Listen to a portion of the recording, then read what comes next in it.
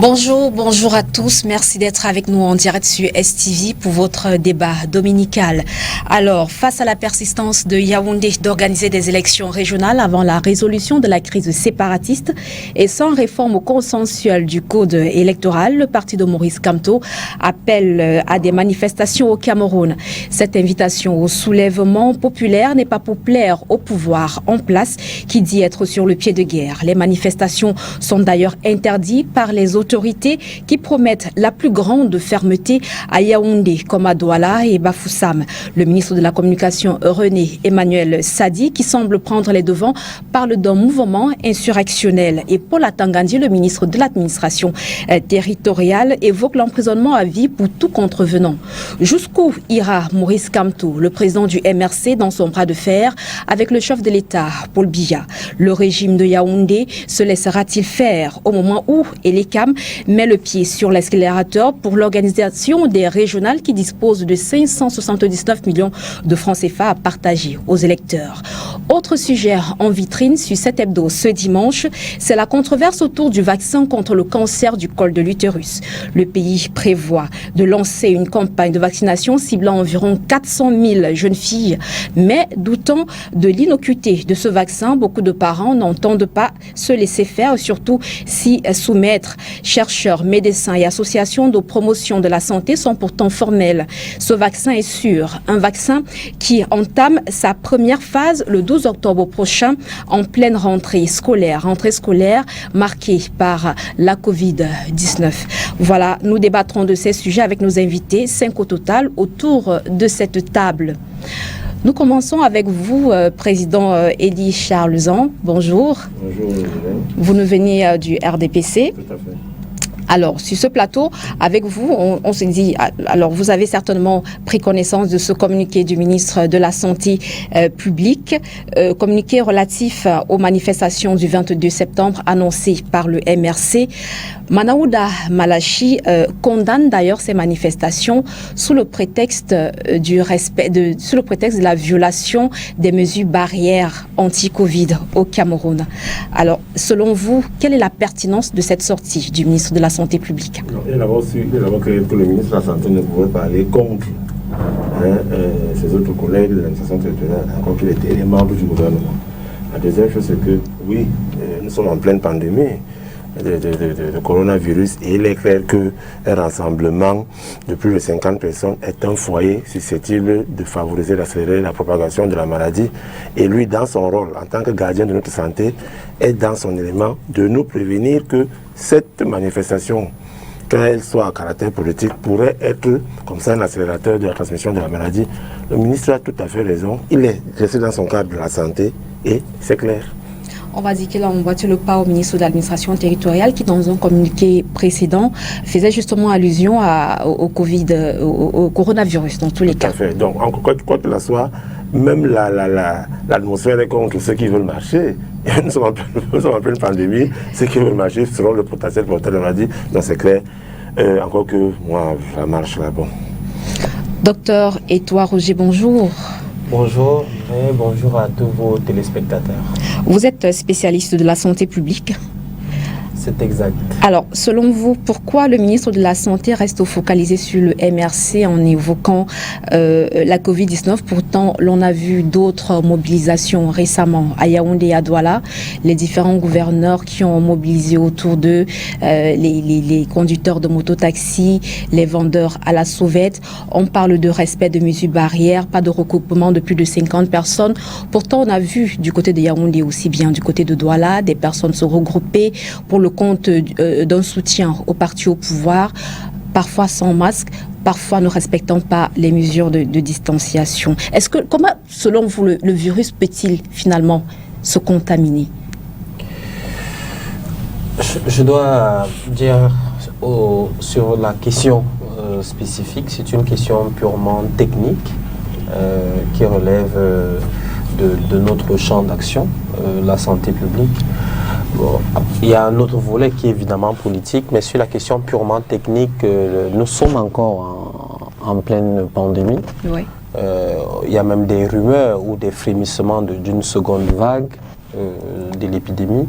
Donc les autorités sanitaires sont en droit de rechercher toutes les mesures nécessaires pour pouvoir donc atténuer donc l'impact de cette pandémie.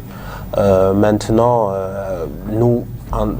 j'espère que ce type de mesures qui ont été énoncées à l'occasion de l'initiative en fait, de cette marche puissent être généralisées à toute forme de réunion, à toute forme de regroupement, parce que le Covid-19 est un virus qui ne choisit pas ses victimes. Tout le monde peut avoir, entre guillemets, la malchance de passer sous ces fourches codines. Nous avons encore des personnes qui sont contaminées, nous avons encore des personnes qui sont hospitalisées sous oxygène, on a quand même des décès. Donc je pense que ce type de mesure est recommandé, mais maintenant il faut la généraliser pour qu'il n'y ait pas un sentiment d'injustice ou de parti pris. Alors vous êtes en train de dire que le virus ne devrait pas être contagieux selon que l'on appartienne au MRC ou au RDPC. Donc les mesures barrières doivent être respectées par tout le monde, par tous les partis politiques. Les mesures barrières doivent s'appliquer à tous. C'est exactement ça. Merci à vous. Alors nous avons sur ce plateau le PCRN. Le PCRN. Bonjour, merci à vous d'avoir accepté notre invitation. Alors, avec vous, on va aller chercher à comprendre comment est-ce que vous préparez les élections régionales dans votre parti, au sein de votre parti. Bon, déjà, saluer vos nombreux téléspectateurs. Profiter également pour faire mes amitiés à tous les membres sur le panel. Maintenant, sur la question de fond que vous me posez, vous êtes certainement au courant, je vous ai très introduit du côté du PCRN sur la circulaire qui a été signée le 3 septembre dernier par le président national qui mettait en place la Commission nationale des investitures pour les régionales à laquelle j'appartiens en tant que membre. Et très tôt, nous nous sommes mis à pied d'œuvre. Déjà pour ce qui étaient des conditions à remplir pour être candidat à la candidature, ça c'était la première chose. La deuxième chose, c'était maintenant s'assurer de la conformité des pièces à produire par les différents candidats. Et la troisième chose maintenant qui nous distingue de certaines formations politiques qui brillent par la dictature, même pour des choses aussi basiques que la désignation des candidats, nous avons pris l'approche des primaires. Les primaires dans des cas où vous avez dans une commune, pour un candidat, vous avez 4 à 5 candidats. Nous avons pris l'approche d'aller aux primaires. Et la circulaire était suffisamment claire que la base doit pouvoir se prononcer sur ceux de nos camarades qui veulent aller à ces élections. Et depuis 3 jours déjà, du côté d'Union Ekele, ce soit dans le Vouri, également dans l'Unkam, du côté de la Mofo-Akono, la Mofo-Afamba, le Mbere, les commissions sont à pied d'œuvre pour que, au plus tard demain, nous ayons l'entièreté des listes et que les mandats leur soient donnés pour que le jour dit qui est le 22 septembre, qui correspond à la date limite de dépôt des dossiers, que nous soyons fin prêts. Et je peux vous dire que les primaires ont l'avantage qu'elles donnent le goût de faire la politique. C'est-à-dire que vous avez des camarades qui repartent sur le terrain pour convaincre la base sur pourquoi eux, ils pensent être les meilleurs profils pour aller à ces élections régionales, qu'il faut-il le rappeler, sont l'aboutissement de la décentralisation et imposent un certain type d'acteurs à cette institution. Et donc, nous avons eu au sein du parti des camarades qui estimaient, puisqu'ils sont de la nationale allait peser de tout leur poids pour qu'ils soient investis au niveau de la base. Le président a dit, pas de national qui vaille, allez sur le terrain avec vos états de service, avec vos CV, allez convaincre la base. Et ça donne l'avantage que ceux qui sortent de là jouissent d'une légitimité pour aller à cette élection et renforcent les idéaux même de démocratie au sein du parti. Ça, c'est la première chose que je voulais dire. La deuxième chose également qui ressort de la démarche que nous avons mise en place, c'est que vous avez la base qui vous dit, enfin, nous avons l'impression et le sentiment que le travail que nous faisons est pris en compte. Parce que généralement, dans ce qui se passe dans la scène politique camerounaise, c'est que ceux-mêmes qui sont la cheville ouvrière ne sont jamais pris en compte. Vous voyez, généralement, les listes viennent de Yaoundé, elles leur sont imposées, et dès que la base veut essayer de faire entendre sa voix, on vous sert un conseil de discipline, qui, vous vous souvenez, il n'y a pas longtemps, certains militants d'autres partis politiques sont retrouvés au conseil de discipline du RDPC à être sanctionnés. Et ça a envoyé un message fort à ces camarades du terrain, qui sont parfois même très populaires, mais qui ont dû, ayant vu à distance ce qui est arrivé à certains, à ce conseil de discipline, se retasser pour laisser cette dictature d'en haut là s'implémenter. J'espère que les conseillers municipaux du RDPC, puisque c'est notre principal challenger, ayant pris conscience que nous avons opté pour les primaires, voteront massivement pour les listes du PCRN lors de ces élections. Merci, Dr Aristide Bitouga. Juste pour dire que vous avez rappelé que le RDPC est votre principal challenger, comme quoi le SIF, ça ne compte plus. Non, je crois que le SIF s'est suffisamment exprimé là-dessus. Certainement que Maître Payet va abondamment dire là-dessus. Maître Payet, bonjour, justement. Alors, vous êtes là pour le compte du SIF, du Social Democratic Front. Alors, dites-nous, pour ces régionales, finalement, vous êtes avec qui? Le RDPC ou le MRC? Je dis d'abord bonjour aux co-panélistes. Merci. Bonjour aux téléspectateurs. Bonjour à la charmante présentatrice. Bonjour. Je veux dire, le SDF a sa position tranchée. Le SDF n'est pas là pour... Le SDF ne suit pas sous le suivisme, n'est pas dans le cadre du SDF. Donc le SDF parle relativement aux élections régionales. Le SDF a dit qu'elle ne participera pas, pour des raisons bien étayées dans le communiqué du chairman Nidjon Frundi. Nidjon Frundi a été très clair dans son communiqué qui a été relayé partout dans les réseaux sociaux, a posé des conditions, à savoir la question nord-ouest, sud-ouest. C'est une zone, c'est l'un des grands bastions du SDF. Le SDF ayant une bonne partie de ces électeurs par là, ne saurait aller à ces élections. Et de deux, il y a un contentieux électoral latent qu'on n'a pas pu trancher. Le SDF est allé aux élections, il y a eu des irrégularités, le SDF a attaqué ces élections. Jusqu'à l'heure actuelle, au moment où nous parlons, ces contentieux sont encore ouverts. On nous a fait comprendre, peut-être, on pourra trancher au niveau de la chambre administrative de la Cour suprême ces jours-ci. Et vous voyez à quel moment on nous place.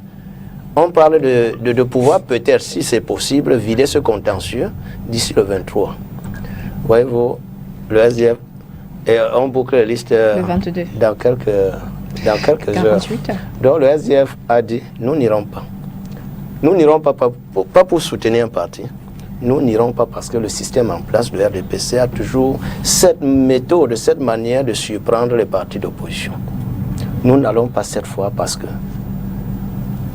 ce code qui les a toujours favorisés. Regardez un peu avec les sénatoriales. Le RDPC a toujours cette méthode de pouvoir clouer au pilori ses adversaires. C'est-à-dire, on sait bien dans ces élections, ce ne sont pas les élections régulières comme les autres où n'importe qui va voter. Mais ça, c'est un collège de votants.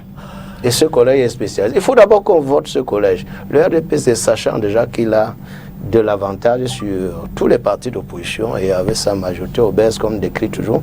Et c'est pourquoi ça amène certains à pouvoir s'énerver et se mettre à l'écart. Mais le SDF a dit souvent, et pas souvent, nous irons. Nous allons alterner par les urnes. Bon, cette fois-ci, quand on voit tout cela, le contentieux qui est encore pendant devant la chambre administrative, ça peut nous ramener à près de 2000 conseillers si on va au niveau du nord-ouest. Et par rapport ici, parce qu'on a attaqué, et on a des éléments solides par rapport à cela. Alors, on a bien voulu que le président de la République attende qu'on vide ces contentieux avant de lancer ces élections régionales. Mais Comme je l'ai dit tantôt, le RDPC supplante toujours ses adversaires politiques, attaque, et c'est que bon, quand vous n'êtes pas prêts, ils n'ont pas voulu attendre qu'on vide ce contentieux pour que nous ayons quelques chances d'avoir près de 2000 conseillers pour pouvoir gagner encore plus de sièges au niveau des régions. Un guet-apens, peut-être? Ouais, ben on peut le dire. Ils savent bien pourquoi anticiper toujours. Qu'est-ce qui est... Le président de la République aurait dû attendre un peu. Pourquoi ne pas décaler? Qu'on vide tout le contentieux électoral. Mais ils nous surprennent. Ils nous disent que ça va être à telle date. Et on nous dit, c'est le 22, la date pour déposer les candidatures. Et on nous dit, c'est le 23 qu'on va vider le contentieux, où nous attendons encore beaucoup de sièges. Merci. Donc vous voyez, c'est autant de maître. choses. Voilà pourquoi le RD a dit, nous n'irons pas. Merci, maître. Ces élections. Denis Kwebo, bonjour. Bonjour. Vous êtes le consultant permanent de cet hebdo et par ailleurs président du syndicat national des journalistes. Je préfère parler à titre personnel parce que la qualité de président du syndicat peut me limiter dans ma campagne de déconstruction des mensonges. Donc, je préfère toujours être... Mais dans tous les cas, on va vous accorder... J'étais consultant sur ce plateau 10 ans avant de devenir président du syndicat. Dans tous les cas, on va vous accorder cette liberté. Voilà. Mais j'insiste sur cette question. Quelle est l'attitude que les journalistes devraient adopter dans un contexte politique tel que celui qui se vit actuellement au Cameroun? Alors, là, je vais répondre à la question de deux manières.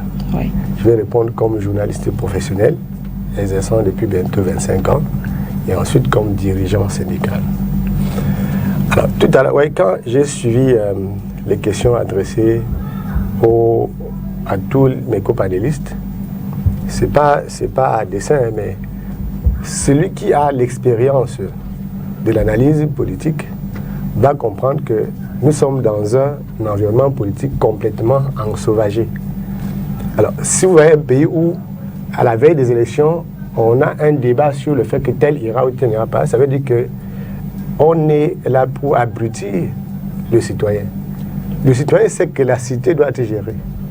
Et la cité ne se gère pas en dents de scie. La cité doit être gérée en permanence. Par celui qui a gagné les élections, même par celui qui aurait usurpé, n'est-ce pas, dans les yeux, mais qui a été légitimé par les institutions républicaines du moment. Dans ces conditions-là, il est hors de question que le débat aux États-Unis, en Allemagne, en France, ou c'est pas en Belgique, soit que est-ce que tel irait, est-ce que tel a eu son casier judiciaire. On ne parle pas des choses comme ça. On parle des choses comme ça parce que notre pays refuse, le personnel politique du Cameroun refuse d'entrer dans la modernité politique. Quand on est dans la modernité politique, il y a des civilités. Il y a des choses qui se font et des choses qui ne se font pas. À ce moment-là, et le journaliste camerounais est victime. Ces derniers temps-ci, vous avez entendu, et moi je crois que j'ai interpellé les journalistes, les responsables des rédactions, vous avez entendu des dirigeants politiques, pas d'un seul parti politique, dire nous marquons une pause médiatique. Nous refusons d'aller au débat politique. Ou alors nous allons partir. Ça, c'est la plus grosse insulte qu'un homme politique puisse adresser aux médias. Dire que je refuse de participer au plateau de débat. C'est-à-dire que vous pensiez que les plateaux de débat étaient des antichambres pour vous. Et vous pensez également que vous aviez un droit sur les médias. Personne de nous n'a le droit sur ce plateau. Cette télévision appartient à un promoteur de médias qui a accepté la libre expression de tous les citoyens. Quand vous dites dans un communiqué que vous n'allez pas participer, vous donnez l'impression que c'était votre maison. Ou alors, lorsque je vous vois reprendre des gens qui ont dit « nous ne participons pas », sans condition, ils reviennent vous dire qu'ils participent. Ça veut dire que le journaliste est en train progressivement d'être en réalité le principal homme politique au Cameroun. Alors, nous allons vers vous avez parlé des manifestations politiques publiques qui sont annoncées, mais un journaliste professionnel, donc, pour répondre directement à la question, doit avoir à la fois l'expérience et les outils de l'analyse politique. L'expérience de l'analyse politique est à puiser dans l'histoire des manifestations, le caractère des manifestations, les intentions de la manifestation et même la structure de la manifestation elle-même. Alors, il y a des partis politiques qui n'existent au Cameroun et ailleurs que par des effets d'annonce. Et ils vivent, ces partis politiques peuvent vivre un siècle en instrumentalisant des communiqués.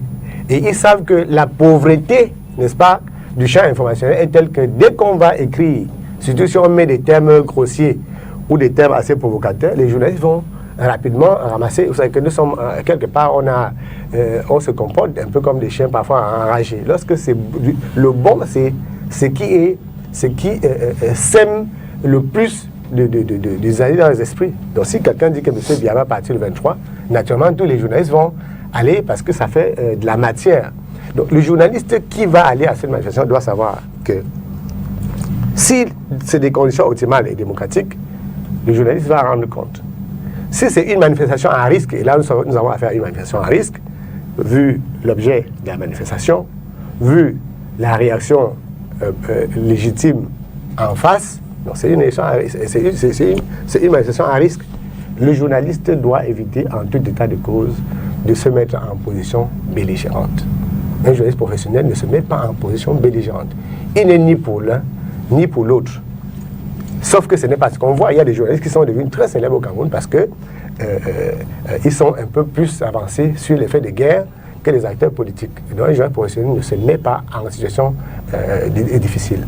Lorsqu'une manifestation est interdite par l'autorité établie, le journaliste ne peut pas se refuser d'aller à cette manifestation, sauf que, bénéficiant de la franchise professionnelle, il devra, en tout cas de cause, se signaler aux autorités compétentes. Donc, si vous allez à une manifestation interdite par les autorités, si vous trouvez la police, vous vous présentez à la police avec votre carte de presse, vous dites pourquoi vous êtes là. Vous êtes là dans le cadre de la franchise professionnelle. Vous venez regarder ce qui se passe. Et à aucun moment donné, vous ne vous mettez du côté des manifestants. Pourquoi? Parce que l'autorité établie a dit que les manifestants sont dans l'illégalité. Vous vous mettez du côté de l'autorité. L'une des règles, l'une des obligations d'un journaliste, c'est respecter les autorités établies. Quelles que soient ces autorités, c'est-à-dire que soit le MSC, le MSC au pouvoir, un journaliste doit respecter le fait que c'est le MSC. Si c'est le SDF, vous respectez. Si c'est le PCR, vous respectez le fait que c'est... Si c'est le RDPC qui est au pouvoir, vous respectez le fait que c'est eux qui sont au pouvoir. Ça n'a rien à voir avec votre sentiment personnel, hein, parce que la Rose Croix aussi, pardon. Je veux dire que la Croix-Rouge, pardon. La Croix-Rouge, c'est quelque chose que je déteste. Donc, la Croix-Rouge ne s'empêche pas de faire son travail en cas de manifestation publique, sauf qu'ils sont dans une position qui ne va pas prêter à confusion. Les journalistes membres pour venir au syndicat, les membres du syndicat national des joueurs du Cameroun ont une carte syndicale, ils ont des gilets de presse, et ces gilets de presse-là doivent être arborés en cas de manifestation, et aucun membre du syndicat ne doit, confondre sa place. La place des journalistes, c'est quand on parle de Fourth Realm of the Estate, c'est à la 4e estrade. Donc il y aura peut-être des face-à-face, mais à aucun moment donné, le journaliste ne doit se mettre dans une position de belligérance. Le journaliste professionnel, dans une situation comme ça, s'oblige à ne pas faire des commentaires extravagants, de ne pas être voyeuriste. Donc il s'abstient au moment d'une manifestation de faire des commentaires tendancieux pour un camp ou pour l'autre. Il reste en marge de tout ça. Il observe. Et nous, on va rester... au niveau de l'exécutif, nous travaillons à ce que aucun de nos camarades ne soit en danger. Personnellement, j'ai discuté avec beaucoup d'hommes politiques, j'ai discuté avec les autorités elles-mêmes pour leur faire comprendre qu'il est important qu'en tout lieu et en tout temps, les journalistes soient présents. Et nous prenons sur nous aussi l'engagement de faire en sorte que nos camarades soient le plus professionnels possible, rester regroupés, ne pas être isolés et ne pas afficher un parti pris. Merci à vous, Président Denis Kouébo. Nous prenons une transition, on se retrouve juste derrière.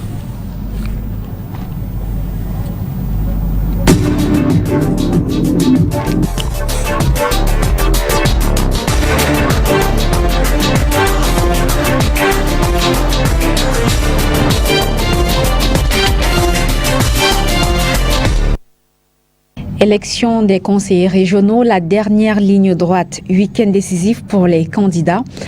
Dans les différents états-majors des partis politiques, tout est mis en œuvre pour déposer les dossiers, alors que l'ECAM doit publier la liste des membres des collèges électoraux plus tard, mardi prochain. Alors, Président Zan, quel est le niveau de préparation au niveau du Rassemblement démocratique du peuple camerounais? Je voudrais dire dans le RDPC, le choix des candidats respecte deux critères. Soit c'est les primaires, soit c'est les investitures. Nous avons choisi depuis 2015 d'opter pour les investitures qui sont légalement dans nos textes.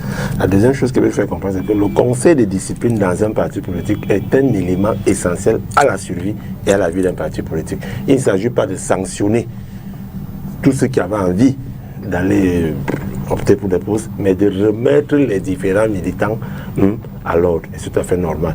Et au RDPC, pour vous rassurer, ce sont ceux qui ont la base militante qui sont régulièrement investis. Et je voulais dire à mon frère Paul parler que non, l'histoire est pourvoyeuse d'arguments qui se rappellent que lors des sénatoriales, les conseillers municipaux dans le nord-ouest et le sud-ouest, surtout le nord-ouest, ont publicité les listes RDPC. Donc, qu'on ne soit pas surpris que dans l'Union équilibrée, où le PCRN se targue d'être vrai, c'est eux les plus nombreux, que ce soit la liste RDPC qui passe là-bas, pour faire comprendre aux uns aux autres que c'est le programme politique de toutes les listes qui sera prise en compte, et non l'appartenance d'un conseiller municipal qui fait partie du collège électoral à un parti politique. Il est clair que ce conseiller municipal, moi, Zangadou, la deuxième, qu'est-ce qui m'empêche de voter la liste du PCRN? Si j'estime que la liste du PCRN a un programme social qui va favoriser textuellement la certaine. Et c'est ce que le président national de notre parti nous a dit lors du dernier congrès, que ceux des militants du RDPC ne le votent pas parce qu'ils sont du RDPC, mais tout simplement parce que le programme social qui est proposé à ce moment-là soit le même qui puisse amener le Cameroun vers sa phase la plus ultime de l'émergence. Au niveau du RDPC, nous sommes prêts. Il faut vous rappeler que chaque fois qu'on a une élection, quand on la termine, nous lançons immédiatement les préparations pour l'autre élection. Je fais partie de la commission départementale du Vouri. Nous avons déjà, au niveau des 6 arrondissements du Vouri, déjà nos listes. Au niveau de l'arrondissement, enfin tous les arrondissements du Cameroun, nous avons nos listes. Et c'est monté au niveau de la commission régionale. Et après la commission centrale technique, depuis hier, travaille dessus. Donc, lundi soir, le RDPC dépose ses copies de toutes les 10 listes régionales qui seront proposées comme ça aux électeurs camerounais. En attendant donc maintenant que les différentes personnes entrent dans le contentieux. Et encore là, vous allez voir la dernière note qui a été signée par le secrétaire général du comité central, met en place la commission centrale technique d'investiture et à côté la commission du contentieux qui est dirigée par le camarade Guguaona. Le RDPC est prêt, comme d'habitude. Nous, on ne gère pas les détails d'à côté. Nous savons que ce qui nous reste à faire maintenant, c'est d'aller convaincre les différents conseillers municipaux pour que ce soit les 10 listes du RDPC dans chaque région qui passent. C'est ça. Et nous, on n'a pas honte et on est de notre obésité parce que nous convaincons le Camerounais comme il se doit. Alors, il faudrait quand même le préciser qu'au sein de la base du RDPC, il y a beaucoup de grincements dedans. Il y en a qui s'impatientent depuis très longtemps de pouvoir occuper un poste au sein du parti. Mais on a entendu l'ancien ministre Charles Etoundi qui a laissé dire que les jeunes ne devraient pas s'intéresser aux conseils régionaux parce qu'ils doivent se consacrer à travailler d'abord pendant très longtemps avant de penser aux choses des grandes personnes. Est-ce que c'est pas une sorte de frustration finalement? Est-ce que les jeunes n'ont pas droit à des postes au sein du RDPC? Sinon, expliquez-nous ce qui se passe. Je suis président de section OJ. Oui. Je suis aujourd'hui à la section OJ qui est au niveau du terrain la plus haute fonction dans le parti, en dehors de la nomination de l'élection qu'il faudra avoir au comité central, qui n'est que pour moi le prestige. C'est d'abord encadrer la base militante. Et avant d'être à la section OJ, j'ai été à la sous-section, j'ai été au comité de base, j'ai été à la cellule. Je suis un exemple parfait du militant qui a petit à petit, avec le temps, engrangé ses points et arrivé au sommet. Maintenant, au niveau populaire, je suis élu municipal et grand conseiller à la ville. Le camarade Charles Etoundi a raison, mais c'est très mal exprimé. Il s'est très mal exprimé dans le sens où il a utilisé des termes très rabaissants pour les jeunes qui constituent 80% de l'électorat du RDPC. Il est clair, et ça je peux vous le dire aujourd'hui, que quand on est conseiller municipal, c'est là où je rejoins mon frère Denis Kebo qui parle de la communication en tout lieu et en tout temps. Il faudrait bien qu'on communique bien. Le conseiller municipal, quand vous voyez les 41 sièges à pouvoir qu'il y avait à la mairie de la deuxième, nous avons 3400 candidats au niveau du RDPC seul qui voulaient être conseillers. Parce qu'on leur a fait croire que être conseiller municipal, c'est un travail. Être conseiller municipal, c'est avoir, vous avez un salaire à la fin du mois. Être grand conseiller, en dehors de ce titre, on croit que c'est un travail. Non. Je suis pour ceux qui estiment que le jeune doit plutôt avoir un boulot que d'aller bagarrer pour être conseiller municipal. Et c'est pourquoi j'interpelle toujours les grands du parti en leur faisant comprendre que le parti est divisé en 3 organes. Le RDPC, l'OFRDPC et l'OJ. Il est clair que si dans une liste de 41, que les jeunes ont droit peut-être à 8-9 places, je prends un exemple comme ça, Oui. je préfère que les aînés qui sont là, et chefs d'entreprise, et qui ont beaucoup d'argent, financent les micro-projets de ces jeunes et leur trouvent du boulot, parce qu'un jeune qui a son micro-projet financé est un potentiel, un chef de famille à vie. Quand il vient au conseil municipal pour 5 ans, il a 135 000 francs de perdième de session quand il est présent, hein, et il y a 3 conseils par an. C'est-à-dire, si vous attendez lundi, mardi, janvier, février, mars, vous avez 135 000 en termes de perdième. Entre janvier et février, vous avez vécu comment? Et les 135 000, comme c'est pour la journée, là, le lendemain, ça finit.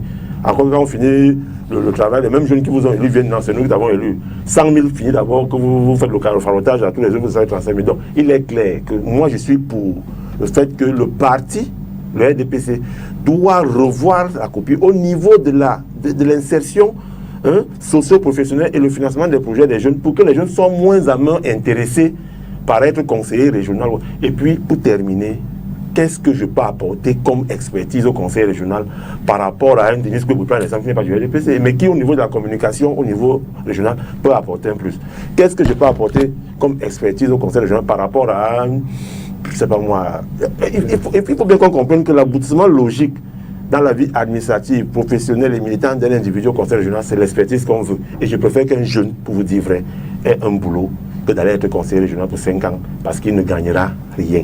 Et avec son boulot, il est plus important pour la nation, pour le pays, pour le parti, que d'être conseiller régional. Moi, c'est mon choix. Mais le camarade et tout, moi, je lui dis, a choisi les très mauvais mots pour s'exprimer. Il a plutôt dit quelque chose qui est réel, qui est vrai, mais avec les mauvais mots qu'il a utilisés. Des mots qui ont frustré de nombreux jeunes au sein du RDPC. Tout à fait. Mots qui ont frustré les jeunes, RDPC qui sont là pour manger.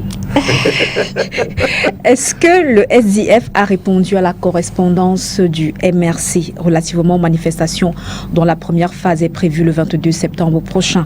Si oui, quelle en est la teneur? Sinon, pourquoi?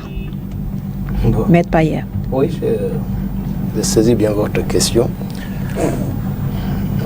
C'est vrai que le RMC a écrit par le biais de son président au chairman, une correspondance que le chairman a reçue. Il ne savait pas que c'était déjà distillé un peu partout. Et le chairman a réagi. Le chairman a réagi. Dit qu'il y a eu... Le chairman a demandé, les cadres du SDF pourront se rapprocher du MSC pour essayer de voir ce qu'il y a lieu de faire. Et je crois il y a eu... Les cadres ont pu écrire. Les cadres ont pu écrire au MRC. Donc, pour dire, on a pris note, on a pris acte. On a pris acte. Le SDF ne vient pas pour dire, on interdit. Le SDF, c'est d'abord un parti de la rue. Depuis, vous connaissez, depuis vous avez souvenance que depuis la création du SDF, le SDF est toujours en avant-garde pour les manifestations, surtout quand devant un système aussi autiste que celui du RDPC-État. Il y a toujours les manifestations parce que, souvenez-vous, que ce soit à l'Assemblée, vous avez pu voir quand cette cause nord-ouest, sud-ouest prenait de l'ampleur. Quand le SDF a tenté de mettre le problème sur la table du Parlement, de l'Assemblée, ça n'a pas tenu. Les députés ont été obligés de manifester. Le SDF est habitué à ces mouvements de rue. Mais pour le moment, le SDF a pris acte, a pris note. Mais le SDF, c'est qu'on doit faire comme nuance, parce que par rapport à ces marches du 22 septembre, le SDF n'est pas l'un des organisateurs, c'est ce qui a lieu de retenir. Mais le SDF n'est pas là pour dire que bon, on n'ira pas. Le SDF, on a pris notre... Ça veut dire que les cadres ont pu écrire. Mais il faut... C'est ça votre question. Il faut rappeler, maître, que vous êtes divisé sur la question quand même au sein de votre parti. Attention, c'est un parti dynamique. Il n'est pas question d'être divisé. C'est un parti dynamique. Un parti dynamique, c'est quoi? Un parti où on ne suit pas toujours le vent. Il faut critiquer à la suite de la critique. et il y a quelque chose qui sort. Nous sommes entre deux necks. Alors vous dites que La l'honorable voix la Nietzsche plus suit le vent. autorisée qui peut parler à l'heure actuelle, c'est la voix du Frundi. Et Frundi a parlé. Donc à l'heure actuelle, pour le communiquer, chacun a lu. On comprend, c'est clair. Nietzsche, S'il vous plaît, Nietzsche suit le n'allez vent, pas. finalement. Ceux qui sont en train de faire la talakou à Nietzsche ou quoi que ce soit, pour le moment, nous savons que Nietzsche est au SDF. Et la voix la plus autorisée, c'est la voix du chairman qui a pu parler entre deux necks. Nous ne nous en tenons qu'à cela. Le communiqué a été très clair. Donc, pour le moment, on parle même aller dans n'importe quel parti au sein du RDPC. Il vient de faire une bonne analyse par rapport à son camarade qui a utilisé les mauvais mots là où il ne pouvait pas le faire. C'est ça le dynamisme au sein d'un parti. Donc, tous ces petits mouvements, ce sont des... On pourrait dire que c'est juste une tempête dans un verre d'eau. C'est maîtrisable. Pourquoi vous n'étiez pas à la réunion de jeudi conviée par le MRC? Non, nous disons, est-ce que vous avez posé une question? Le SDF a répondu ou n'a pas répondu? Vous avez dit, il y a eu une correspondance. Mais on peut être invité. Est-ce qu'on est obligé d'y aller? Peut-être que vous avez vu quelques ombres, certains parmi les gens du SDF, s'ils ont été là, mais ce n'est pas par la voix du chairman, parce qu'à ce que je sache jusqu'à l'heure actuelle, le vice-président, le premier vice-président, Joshua aussi, qui, quand le RDPC, quand le chairman n'est pas là, il peut parler. Il est là, s'il n'a pas été là, bon, je crois qu'on ne doit pas faire l'analyse à leur place. Je ne suis pas venu tellement ici pour critiquer. Merci, maître. Il fallait qu'on aille. Merci, je maître. suis la voix. Docteur Aristide Bitouga, quelle est la position du PCRN sur les événements du 22 septembre prochain? Surtout, pourquoi n'avoir pas encouragé ou condamné ceci où vous êtes dans la logique du Nini? Non, je pense que les marches du 22 septembre, si elles auront lieu, pour nous autres, PCRN, c'est un non-événement. Parce que la ligne du parti est connue. On ne peut plus extrêmement républicain. Et c'est en cela que nous sommes considérés aujourd'hui comme les pions ou une sous-section du RDPC, parce que l'opposition telle qu'elle nous est vendue, c'est ceux qui insultent, comme Denis Kwebo l'expliquait très bien dans sa prise de parole. C'est ceux qui sont dans la défiance, c'est ceux qui sont dans l'affrontement permanent. Et du coup, quand vous n'êtes pas dans ce schéma-là de cet organisme qui crédite des points à la bonne ou la mauvaise opposition, vous convenez que la poursuite qui est la nôtre ne peut que mettre mal à l'aise ces passagers clandestins d'une certaine alternance au Cameroun. Nous sommes clairs que l'alternance, qu'on le veuille ou non dans ce pays, se fera par la voie des urnes. Et à cela, nous sommes en train de travailler depuis 2017 dans ce qui pour nous est fondamental, la socialisation et l'éducation politique des Camerounais. Et à la vérité, les Camerounais, pour beaucoup aujourd'hui, sont encore dans les balbutiements de la chose politique. Mais nous avons aujourd'hui une classe politique qui estime qu'on peut mettre le maïs en terre à 7 heures et à 10 heures on récolte des épis de maïs. C'est faux. D'autres veulent surfer sur du populisme pour espérer amener un soulèvement. Mais le populisme a l'inconvénient qu'il ne parle qu'à l'affect. Mais lorsqu'on sort de l'affect et qu'on revient en soi-même, on se rend compte qu'on ne peut pas aller plus loin que certaines aspirations. Et donc nous sommes à pied d'œuvre pour les régionales. La preuve est que le 22 septembre, qui est le jour de dépôt final des dossiers, nous serons à Elekam en train de déposer nos dossiers. Nous sommes sur le terrain. Hier, par exemple, vous avez suivi la grosse actualité qu'il y a eu du côté de DEA où l'honorable Biba a organisé un séminaire avec pratiquement 800 responsables d'associations, jeunes, femmes et hommes, et qui s'est terminé par le don de plus de 200 couples de porcs. Parce que pour nous, nous estimons que aujourd'hui, le Camerounais a d'autres problèmes qui sont plus importants qu'aller marcher. Parce que pour marcher, il faudrait que tu sois sûr que tu as pu manger. Il faudrait que tu sois sûr que tes enfants iront à l'école d'ici peu. Il faudrait que tu sois sûr que ton enfant, s'il est malade, il peut se soigner. Et c'est à ça aujourd'hui que la plupart des Camerounais s'activent. Et nous sommes entrés en politique pour faire deux choses. Dire et faire. Donc, nous avons fait des promesses à nos électeurs en février. Et aujourd'hui, nous sommes en train de travailler pour réaliser ces promesses. Parce que dans 5 ans, quand nous irons demander le suffrage de cette base, ils vont nous juger sur la base des promesses que nous avons faites. Et non sur la base des événements de cours de route qui se seront produits. Parce que je puis vous assurer, hier j'étais en communication avec mon grand-père Abipindi, à qui j'ai demandé s'il était au courant d'une certaine marche le 22 septembre. Il m'a demandé qu'il y a quoi le 22 septembre. J'ai même demandé à Kribi, on m'a dit il y a quoi le 22 septembre. C'est là où j'ai compris qu'à la réalité, c'est davantage ceux qui sont présents sur Facebook. Et Dieu sait ceux qui sont peu nombreux quand vous prenez les 25 millions de Camerounais qui sont au courant de cette marche. Une façon pour vous de dire que la marche c'est sur Facebook ou bien... C'est pas une façon de dire. Je suis en train de vous dire que spécialiste de sciences sociales que je suis, quand j'interroge les gens qui sortent du périmètre de Facebook, ils ne sont pas au courant d'une quelconque marche. Donc du coup, ça devient pour moi un événement périphérique parce que je puis vous dire, l'agitation qu'il y a autour de cette marche, elle ne profite qu'à la réalité qu'au RDPC et à tous ceux qui sont les entrepreneurs de cette violence. Moi, j'ai vu des véhicules hier en Dokoti que je n'avais jamais imaginé qu'on avait au Cameroun.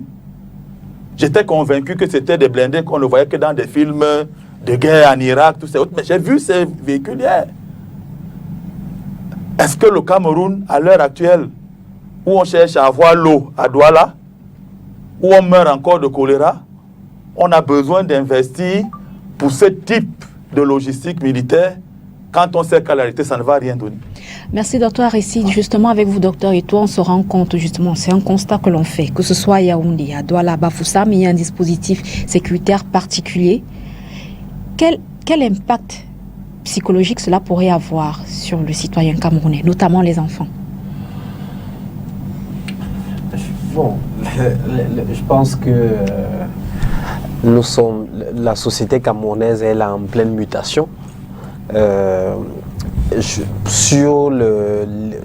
suppose que la question demande également à la fois peut-être mon avis sur les événements. Je voudrais dire quand même que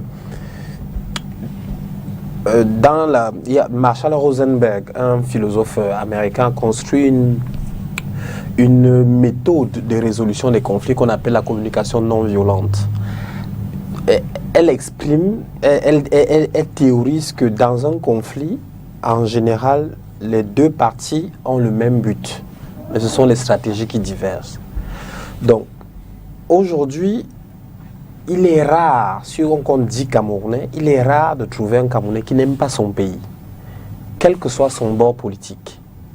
Tous ces gens, tous les Camerounais que vous allez croiser, aiment profondément leur pays. Même ceux qui ont, entre guillemets, perdu la nationalité. Moi, j'ai généralement fait des voyages à l'étranger, croiser des Camerounais, tout ça dans la diaspora. Ce sont des gens qui aiment leur pays. Donc, tout le monde aime son pays et les gens ont des façons différentes d'exprimer cet amour et tout ça pour leur pays. Donc, sur ce, et ce sont maintenant des stratégies qui même les autorités aiment ce pays. Je pense on fait même souvent un procès, et tout ça, de dire que non, ce sont des gens et tout ça qui n'ont pas. Non, même les autorités. Les autorités aiment le pays, les citoyens lambda aiment le pays, les opposants aiment le pays, mais chacun a sa façon de l'exprimer. Donc les autorités, leur rôle est de maintenir la paix et la sécurité des citoyens. Les citoyens également aujourd'hui nous sommes au siècle, nous sommes à la période où prime la revendication des libertés individuelles comme valeur cardinale. Donc, elles ont aussi cette envie et ça, de l'exprimer, et ça pas des voix, entre guillemets, ça peut s'exprimer par des voix, on parlait des régionales tout à l'heure, qui est une méthode de gestion de la rareté dans le domaine de la politique, c'est-à-dire les élections. C'est-à-dire qu'il y a très peu d'élus, mais comment on les répartit en plusieurs personnes dans la population, c'est pas les élections. Elles peuvent aussi s'exprimer par, évidemment, d'autres canaux conventionnelle ou non conventionnelle. Et je peux le dire que la société parfois se construit dans l'indiscipline. Ceux qui connaissent mai 68. Je pense que le multipartisme est également né en 90 ou 92 sur l'indiscipline. Et on a eu un certain nombre d'acquis sociaux et tout ça en 2008 sur l'indiscipline. Donc, je pense qu'il n'y a pas un camp des diables et il n'y a pas un camp des bons. Il faut, en certain moment, penser que tout le monde aime ce pays, mais ce sont les stratégies qui divergent.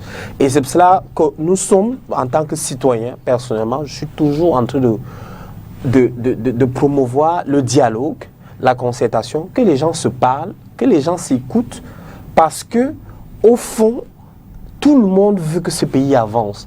Tout le monde veut que les choses s'améliorent, que la condition des citoyens s'améliore. L'État est également dans un processus d'encadrement de ces mutations pour que ça ne déborde pas.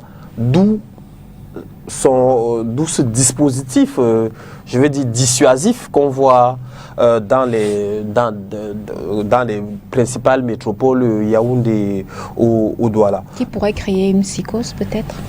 Je ne pense pas. Je pense que l'État est dans ce rôle de faire de la dissuasion. Les manifestants aussi sont dans leur rôle de préparer leurs manifestations. Tout ce que nous voulons, c'est que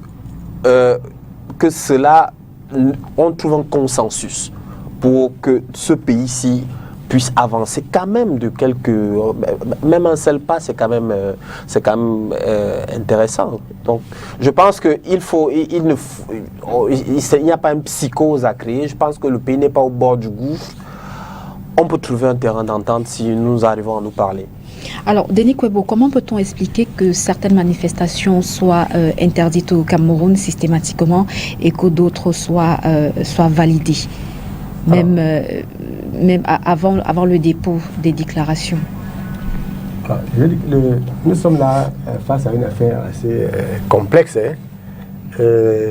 Bon, je ne suis pas d'accord avec le docteur que tout le monde est au Cameroun. Je soutiens depuis au moins 30 ans qu'il y a deux catégories de Camerounais. Il y a deux catégories de Camerounais.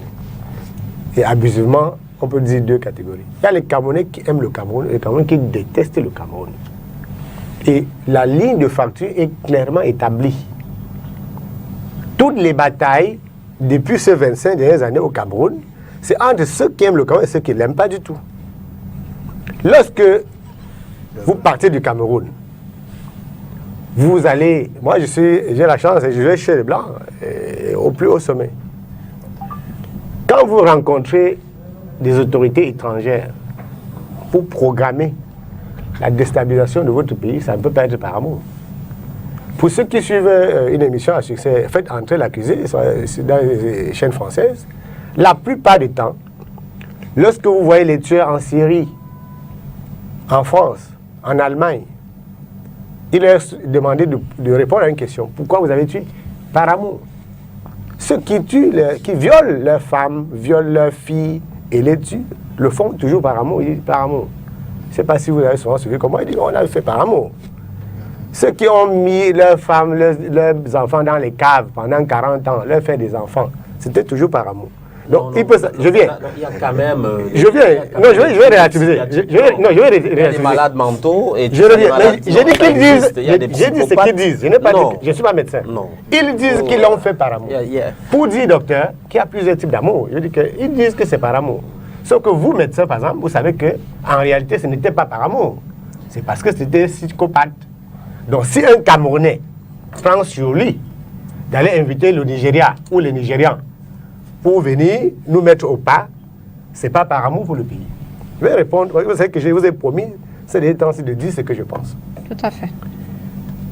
Personnellement, j'ai eu le verbe en permanence, très très acerbe, contre le régime en place. Si j'étais dans un pays, moi au Gabon, j'étais à la présidence, je serais mort depuis avec ce que j'ai dit au Cameroun. Et je n'avais jamais vu une ligne, une menace, en dehors de l'épisode de 2015 où des idiots ont voulu m'assassiner. Personne ne m'a jamais agressé. Ce n'est que ces derniers temps-ci que ceux qui ont pris titre dans une secte ont décidé qu'ils vous attaquent. Vous êtes sur le nez, ils vous attaquent, ils m'envoient des photos avec la croix. Vous pensez que c'est des idiots? Comment est-ce que je pourrais envoyer, n'est-ce pas, une croix gammée à Elisan parce qu'il serait du RDPC, à Ahmed Pahel parce qu'il est du SDF, sous prétexte qu'on est en train de faire la politique? Donc, pour la vérité, pour le 22, c'est que, bon, moi, je serai d'abord dans ma plantation. Pour rien au monde, je ne peux, et là, vous avez posé la question, vous avez dit SDF. C'était une insulte faite au SDF. De demander quelle est leur position par rapport aux actions de l'autre. Si on a eu, les gens sont morts pour le multipartisme. Là, on reconnaît à chaque citoyen le droit de faire une manifestation. Moi, je n'ai pas, j'ai rien à dire là-dessus. Quand vous organisez votre manifestation, vous la faites. Vous n'entraînez pas un pays dans votre manifestation parce que vous n'êtes pas ensemble. Vous ne pouvez pas demander à un gars qui soutient Biya de venir dans votre manifestation contre Biya. C'est que soit vous êtes bête, soit vous ne savez pas ce que vous faites. Si vous organisez la marche, vous la faites vous-même. Vous organisez une marche, vous n'allez pas dessiner des croix gammées sur les têtes des gens sur Facebook. Bon, toi, on pense que tu ne seras pas là. Mais qui êtes-vous donc pour imposer vos désirata à tous les citoyens d'un pays? Ça fait peur. Donc, je dis que depuis 30 ans, je n'ai jamais été, en dehors de 2 ou 3 jours, je n'ai jamais été menacé par les gens. Mais vous ne pouvez pas imaginer si on était comme des apprentis journalistes ou politiciens, on aurait fui ce pays-ci depuis 3 ans. Parce que vous êtes harcelés sur les réseaux sociaux, vous êtes sur Instagram, ils sont là avec des croix gammées et ils ont des moyens. Alors, en tant que journaliste, si vous vous posez la question de savoir si ces importants moyens en milliards engagés sont le fait de la vente de la marchandise dans une boutique, vous vous êtes demandé où ça vient, tout ça. Donc, docteur, il faut quand même il faut faire quand même la différence. C'est-à-dire qu'aujourd'hui, les réseaux sociaux ou alors toutes ces communications modernes ont apporté du bon, ont également apporté du moins bon. C'est-à-dire les réseaux sociaux sont eux-mêmes un instrument de manipulation. C'est-à-dire quand vous suivez, moi j'ai de façon plus ou moins discrète le comportement des gens sur les réseaux sociaux.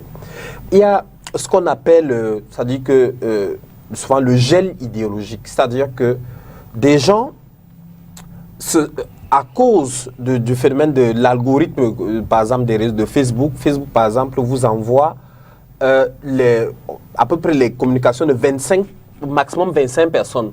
C'est-à-dire qu'on voit à peu près vos préférences, des personnes que vous avez, et régulièrement, et vous envoie ça. Je pense si par exemple vous êtes abonné à un entrepreneur de la haine, tout ce qu'il publie, et tout ça là, vous recevez ça, et en ce moment, après ça, vous êtes victime de ce qu'on appelle un gel idéologique. C'est-à-dire que vous bloquez vos idées sur des idées complètement arrêtées, et vous ne bougez plus d'un pouce et d'un iota.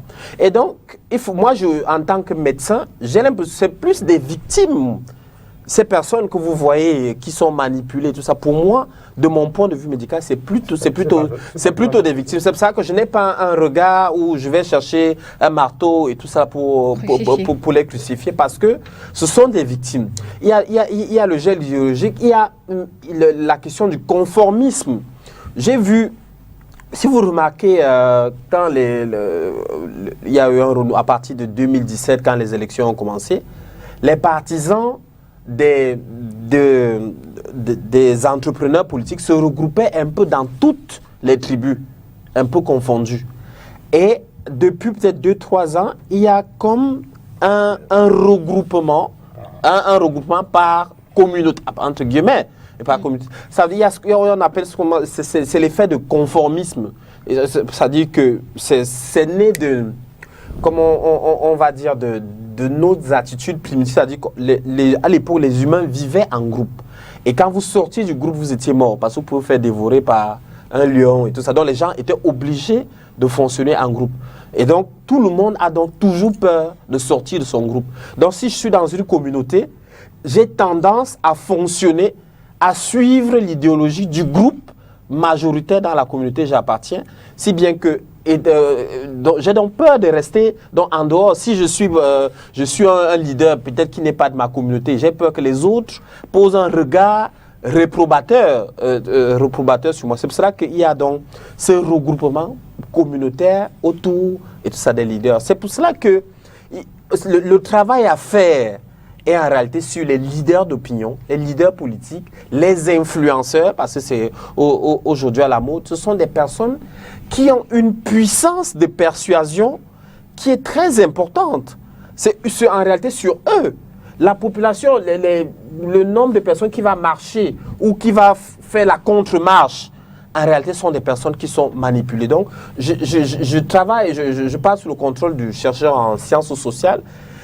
Il faut, entre guillemets, remettre cette question de l'influence et de la manipulation des masses sur la table. Parce que c'est un problème, c'est pas seulement un problème politique, c'est même un problème de santé publique. Alors, mais il faudrait préciser que ce n'est pas un problème qui soit propre à un parti politique précis. Non, non, non. Alors, Denis Kwebo, je repose ma question. Oui. Comment peut-on expliquer le fait que les autorisations de manifester au Cameroun soient accordées à certaines parties et par d'autres? J'avais très bien compris la question et au-delà de la question. Parce que bon, on a l'avantage de partager le même métier. Parce que je comprends. Si on répond comme ça, on n'aura pas la réponse. J'étais en train d'aboutir à... Je veux dire que le docteur a une très bonne analyse, sauf que par déformation professionnelle, il est très gentil. Donc, il ne veut pas utiliser des mots oui, il est très gentil, alors qu'il a bien vu. Mais ce n'est pas des victimes. Donc, il a très bien vu que c'est comme ça. Et alors, docteur, j'aurais même pu dire, mais vous constatez que c'est depuis au mois 2018, 3 ans. Donc, ce n'est pas un fait du hasard. Si les gens étaient aussi... pourquoi ça n'a pas commencé en 2003 ? Pourquoi c'est en 2018 ? Donc, je viens. Vous êtes très gentil, parce que... Pourquoi ? Je viens. Donc, maintenant, la chose, c'est que... En réalité, tout à l'heure, j'ai entendu quelqu'un dire sur ce plateau que... Quand on ne viole pas une loi, on ne la modifie pas. Donc, ça, c'est le docteur qui l'a dit tout à l'heure. En réalité, la meilleure technique pour faire qu'une loi change, c'est de la violer. Oui, si Rosa Parks n'avait pas violé la loi. Bien sûr. Sauf que Rosa Parks n'a jamais mis le feu au bus. Sauf que Rosa Parks n'a jamais appelé tous ses frères et sœurs blancs à riposter à quelque chose. Donc, on peut violer une loi. Tout à l'heure aussi, votre invité parlait du SDF dans la rue. Oui, j'étais militant du SDF, non légalisé. J'ai adhéré au SDF qui n'était pas légalisé. J'ai pris ma carte à 1000 francs à Besseke à Bonabiri. Avant la légalisation du parti, on m'appelait chairman à l'époque. Le SDF a été dans la rue, pas pour des manifestations sectaires. Le SDF n'a jamais organisé une seule manifestation sectaire. Donc je vais maintenant répondre directement à la question. Il y a plusieurs types de manifestations. Lorsque vous organisez la fracture sociale au prétexte d'une marche, vous dites le 23, Biya va partir. Vous savez que vous êtes un menteur politique parce que, vous êtes sûr qu'il ne partira pas. Ce n'est pas un mot d'ordre de dire que Biya va partir le 22. C'est un mensonge, c'est une escroquerie politique de le dire. Lorsque vous voyez les journalistes, par exemple au port, on dit que les dockers sont fâchés. Pourquoi ? Parce qu'on leur donne 500 francs par jour. Tout le monde a de la sympathie pour ces manifestants qui demandent à ne plus gagner 500 francs par jour. Lorsque les médecins disent que nous ne pouvons pas ne pas avoir des gants et soigner à l'hôpital, nous sommes en grève. Qui au RDPC, au SDF ou au PCN oserait dire que le médecin n'a pas le droit de porter les gants? Ça, c'est une forme de... Et on n'a pas besoin même d'autorisation pour dire qu'on n'est pas content parce qu'on n'a pas de gants. Ça, c'est clair. Lorsque les journalistes disent qu'on ne peut pas, comme ça, licencier 42 personnes ici, 50 par là, 70, sous le silence de tout le monde, on n'a pas besoin de l'autorisation. Si le personnel de ces entreprises descend là, vous allez voir, la police ne va pas venir avec les engins que vous avez vus. Mais quand vous annoncez que vous êtes en situation de belligérance vis-à-vis de l'autorité établie, il ne faut pas être surpris de sa réaction. Et le jeune ne doit pas être surpris que vous avez vu, il y en a qui ont vu des engins impressionnants seulement hier. Ces engins ne sont pas arrivés avant-hier. Ces engins ont toujours été là. Pourquoi ces engins ne sont pas sortis? Même pour le nord-ouest et le sud-est, certains de ces engins ne sont pas sortis parce qu'on estimait, dans le cas de ces régions-là, que ça pourrait plutôt envenimer la situation. La défiance entraîne la défiance. Et c'est pour ça qu'il faut être sérieux, il faut être grave dans l'appréciation de ces événements. Un État souverain, légitime et fort, c'est un État qui a les moyens importants et impressionnants de défense et de sécurité. Dans ces conditions-là, vous ne pouvez pas prendre la trottinette comme au Mali pour aller enlever le chef de l'État de sa maison, venir le garder chez vous. Parce que vous devez... Oui, bien sûr. Vous allez traverser 75 barrières.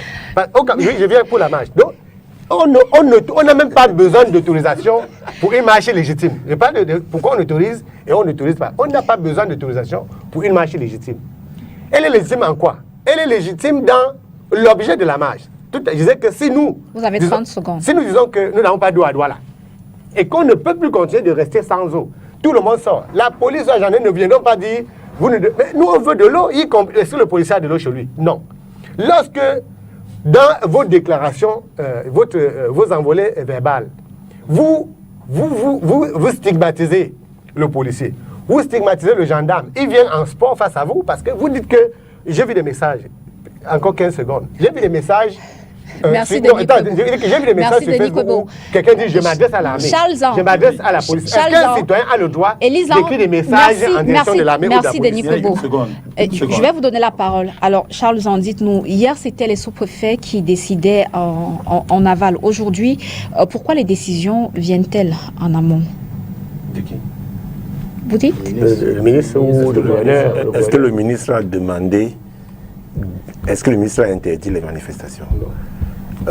Atanga dit s'est adressé à ceux qui ont le pouvoir d'interdire les manifestations. Le gouverneur, le préfet, le sous-préfet. Ce n'est pas lui qui a interdit la manifestation. Il faut qu'on soit clair. Atanga, non, il faut qu'on soit clair. Vous êtes un avocat, maître Pavé, il faut qu'on sache lire les choses entre les lignes. Atangandi n'a pas qualité à venir m'interdire de faire une manifestation à Douala 2e. Fut-il ministre de l'administration territoriale? C'est le sous-préfet de Douala 2e qui me l'a interdit. Atangandi n'a pas interdit manifestation. Il a demandé à ses collaborateurs de le faire et les collaborateurs le font sous la condition de certaines informations qu'ils ont en fonction de l'atmosphère. Donc, Atangandi n'a pas interdit la manifestation. Est-ce que ces informations sont forcément avérées? On sait que c'est le régime en place, c'est le gouvernement, le régime en place qui suit des instructions. Forcément, on a vu le ministre de la Santé publique qui est quand même sorti à la suite du ministre de l'administration territoriale sur la question de la Covid-19. Le ministre de la Santé publique est dans son rôle de dire aux Camerounais que quand vous allez vous regrouper, pour quelle que soit la raison, vous êtes des potentiels porteurs de virus. Et nous allons encore dépenser de l'argent qu'on aurait pu investir ailleurs pour qu'on se soigne. Puisqu'on aurait pu, bon, on va encore ce qu'on va dire. Maintenant, je voudrais vous faire comprendre que vendredi passé, j'ai assisté à une veillée à Douala 2e. J'ai quelqu'un qui appelle DJ qui est décédé. Il y a plus de 2000 personnes à cette veillée. C'est à quelques 3 minutes du centre administratif de Douala 2e. La police passait par là, la gendarmerie passait par là. Mais à aucun moment, personne n'a été inquiété, sauf qu'on demandait aux autres de traverser la route. Et j'ai vu le responsable du chef du centre district de Koué venir dire que bon, il y a quand même des masques et tout. Mais il y avait plus de 2000 personnes là. Mais parce qu'on sait que c'est un deuil, c'est parce que personne, il n'y avait pas d'une intervention. Non, mais est-ce que les gens avaient quand même des mesures barrières? Ce que je veux dire, c'est que dans la loi, c'est clair que même quand il faut organiser les obsèques, il faut une manifestation publique. C'est une manifestation publique. Mais il n'y avait pas... Vous dites que vous avez vu 2000 personnes regroupées, environ 2000 personnes regroupées quelque part. Parlons même d'une centaine de personnes. Est-ce que c'est normal? Je vous dis, ce n'est pas normal à ce moment-là, mais il n'y a pas eu une arrivée de la police parce que c'était pour un deuil. C'est vrai qu'en même temps aussi... La police va interdire, les gens devaient... Vous imaginez? En même temps aussi, en fait, on va dans le ministre de la Santé, justement, le ministre de la Santé ne fait pas des sorties, n'effectue pas des sorties quand il s'agit des rassemblements populaires dans les églises, dans les boîtes de nuit, dans les marches, on ne le voit pas. Mais quand il s'agit du MRC... Ah, je vois maintenant. Le ministre de la Santé publique a fait des sorties. Non, je vois là où vous voulez arriver. Le ministre de la Santé publique a fait des sorties quand la maladie commençait. Le ministre a dit qu'il est interdit des regroupements de plus de 50 personnes. Ouais. Parce que c'était après 50 personnes, la maladie se propage plus rapidement. Mais c'est clair que le ministre a sorti quand les gens vont marcher. Quand vous demandez aux gens d'aller marcher, vous ne voulez pas qu'ils parlent pourquoi? C'est le même ministre qui a parlé pour dire, quand le ministre a interdit qu'il y ait plus de 50 personnes et que le deuil a été organisé avec 2000 personnes, c'est alors risque péril. Mais le ministre l'a dit. Il l'a dit. Donc je voudrais aussi vous faire comprendre que, comme on veut toujours qu'on revienne au niveau du MSC, même quand ils disent qu'ils n'ont pas quelqu'un à envoyer dans les médias, il faut que j'aurais aimé qu'un militant du MSC. J'ai fait l'effort de ne pas parler de ce parti parce que leur représentant n'est pas là. Mais puisqu'il faut qu'on en parle. Docteur, vous avez depuis 2017, il y a une tribalisation du champ politique. C'est eux C'est-à-dire, comme je disais, vous avez choisi vos mots, c'est eux. Deuxième chose, vous ne pouvez pas faire un objet. Bon, est-ce que le ministre de l'administration territoriale est français? Vous savez ce qui s'est passé à Paris, hein? Vous savez comment on pourchassait ces gens-là qui ont envoyé une lettre au préfet de Paris pour dire qu'ils vont faire un sitting. Ils sont retrouvés à chanter Biya doit partir, c'est le tour de Kamto. Vous savez ce qui s'est passé avec CRS? Tido, gaz lacrymogène. Et on a dit les tirs de gaz lacrymogène de dernière génération. C'est-à-dire, c'est sur eux qu'on testait le nouveau tir de gaz lacrymogène hier à Paris. Mais est-ce que Atangandi est ministre là-bas ou alors sur le régime de Paul Biya? Non, c'est pour vous faire comprendre que quelque part, quand l'ordre constitutionnel n'est pas respecté, l'État réagit avec la brutalité qu'il faut pour vous disperser. C'était à Paris hier. Comme le démocrate Ouattara a l'habitude aujourd'hui de le faire en Côte d'Ivoire, alors que souvent on s'assied ici pour dire que pourquoi est-ce qu'on empêche Dr. Ouattara et ces gens de manifester en Vous Côte vouliez dire d'Ivoire quelque chose sur le sujet? Non, moi je voulais juste dire que, en même temps, vous avez le sentiment que c'est quelque chose de préparé, mais en même temps, tout cela est noyé dans une impréparation. Et c'était important que je le dise. Effectivement, le MSC a écrit au président national du PCRN pour se joindre à eux pour la marche. Et j'étais au QG ce jour-là. Quand cette lettre est arrivée, je crois que le bref coup d'œil qu'on a jeté sur le format qui nous a été présenté, il y avait presque 24 fautes. Et ça a attiré l'attention du président national parce qu'il y avait plein de rouges. Il m'a dit, mais attendez, pour un événement aussi important comme celui-ci, où vous saisissez les présidents des partis politiques pour vous joindre à vous, il me semble que le fond et la forme vont ensemble. Et donc nous avons eu la bonne approche de demander à celui qui portait le courrier, je peux faire taire son nom pour que sur Instagram, je ne sois pas frappé de la croix gammée, d'aller à l'EQG, réécrire cette lettre, et qui cette fois-ci est arrivée, je crois, avec 2 fautes. Le président a dit, ok, ça prouve quand même qu'il y a eu évolution. Et nous avons pris acte de cette invitation. Sauf que, moi, ce qui me gêne dans ce qui est en train de se faire, c'est le pauvre concept de peuple. C'est même quoi le peuple?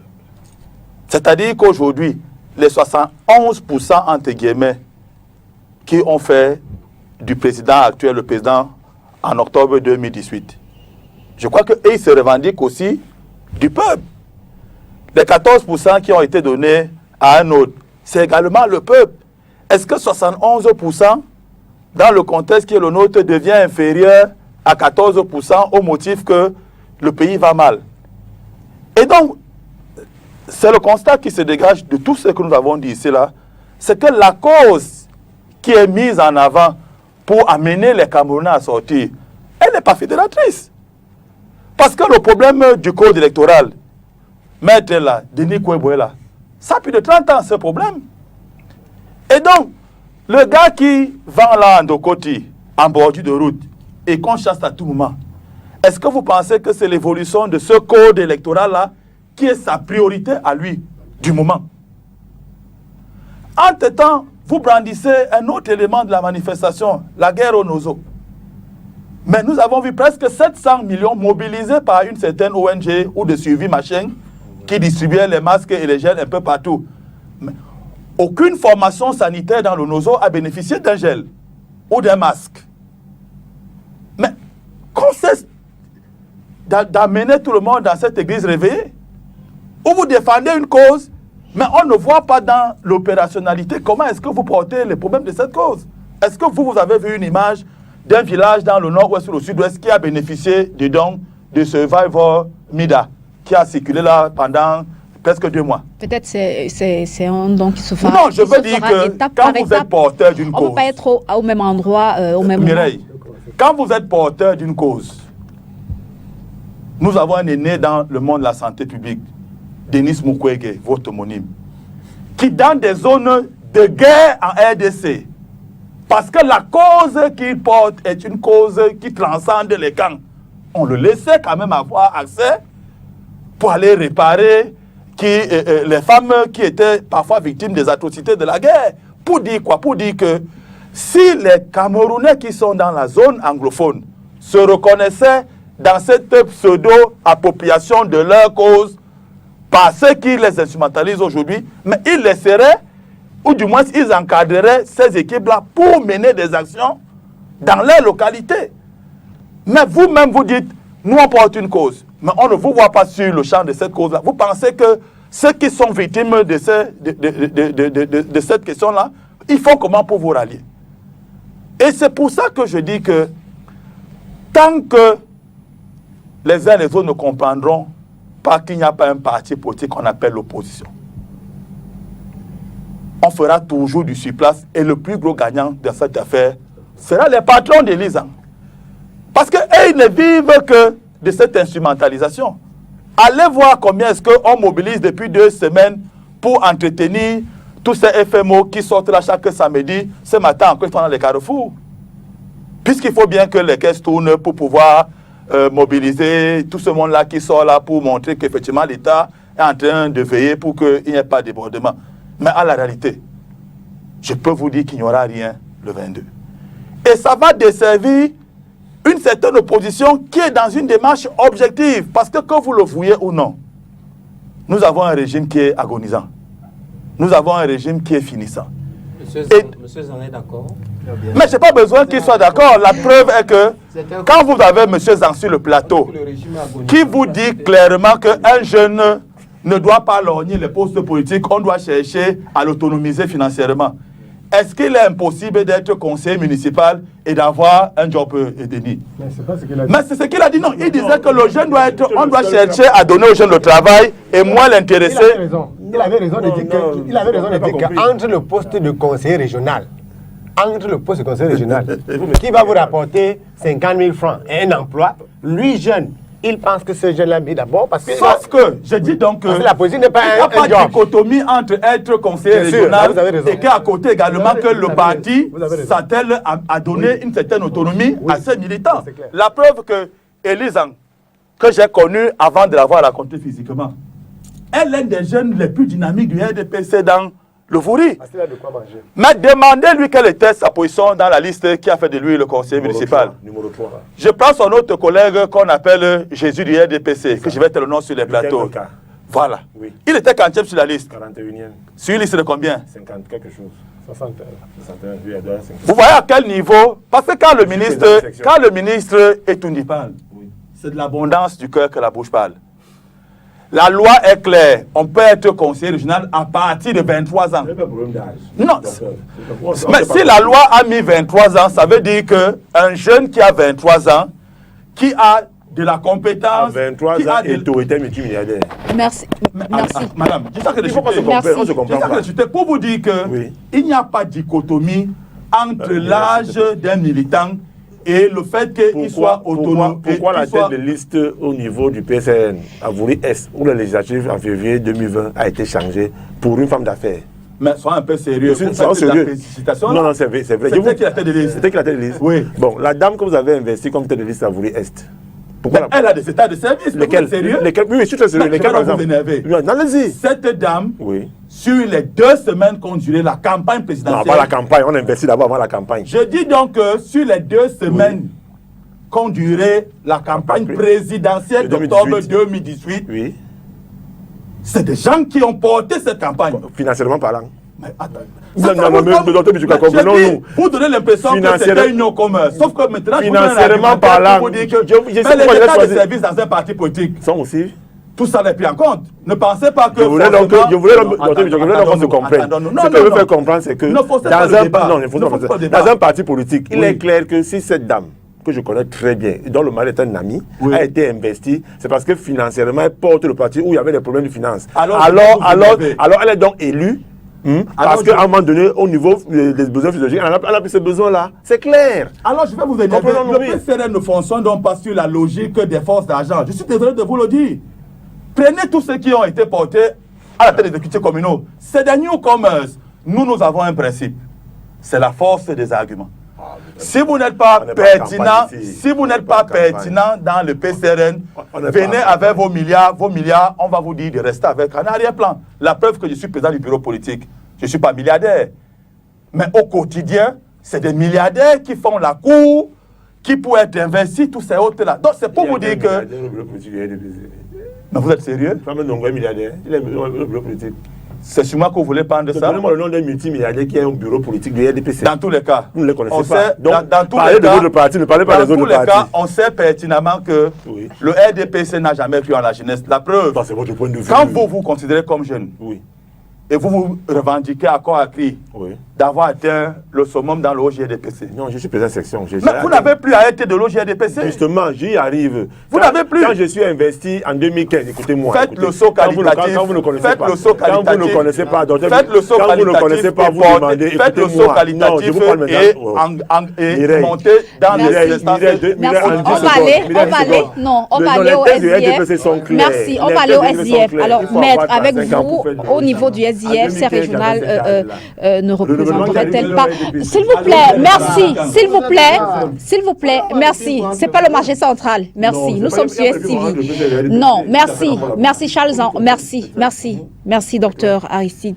Alors, au niveau du SDF, ces régionales ne représenteraient-elles pas un ras-le-bol en rapport avec la somnolence en quelque sorte du parti dont le NEC ne s'est pas tenu depuis environ 8 mois, ou alors du fait d'une direction absente?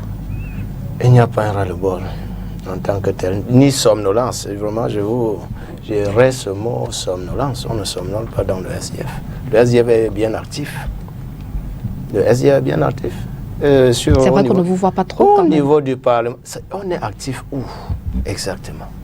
C'est un parti qui a des élus. Et ces élus ne se taisent jamais, ne serait-ce qu'au niveau du Parlement. Assemblée nationale, les élus du SDF, depuis beaucoup, ça va maintenant beaucoup d'années, vous voyez la réaction, comment ils sont percutants.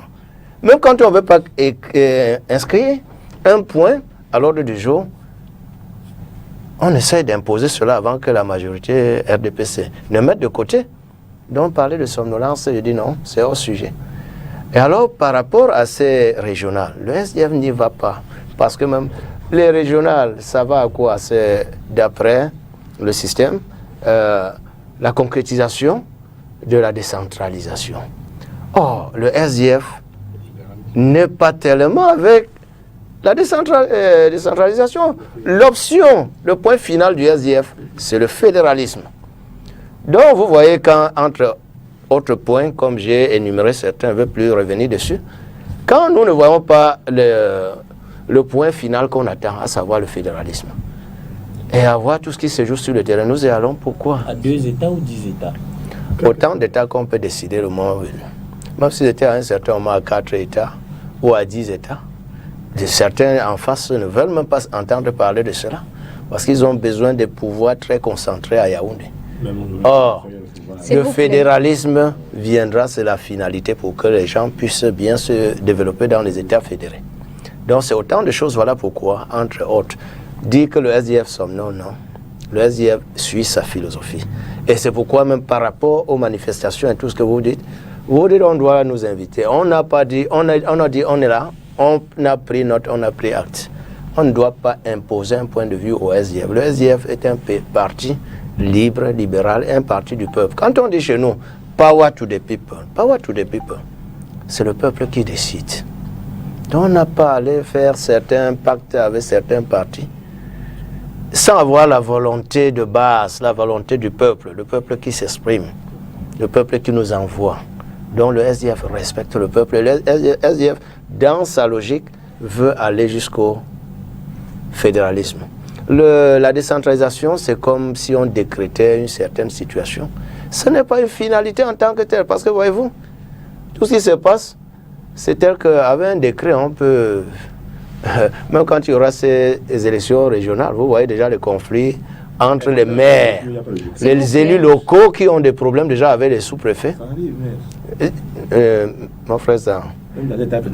Oui, il y aura. Mais pourquoi ne pas y aller tout droit? Parce que nous sommes là. On veut faire des bifurcations, pourquoi? Les Camerounais ont choisi celui qui veut l'État univers des Oui, bon.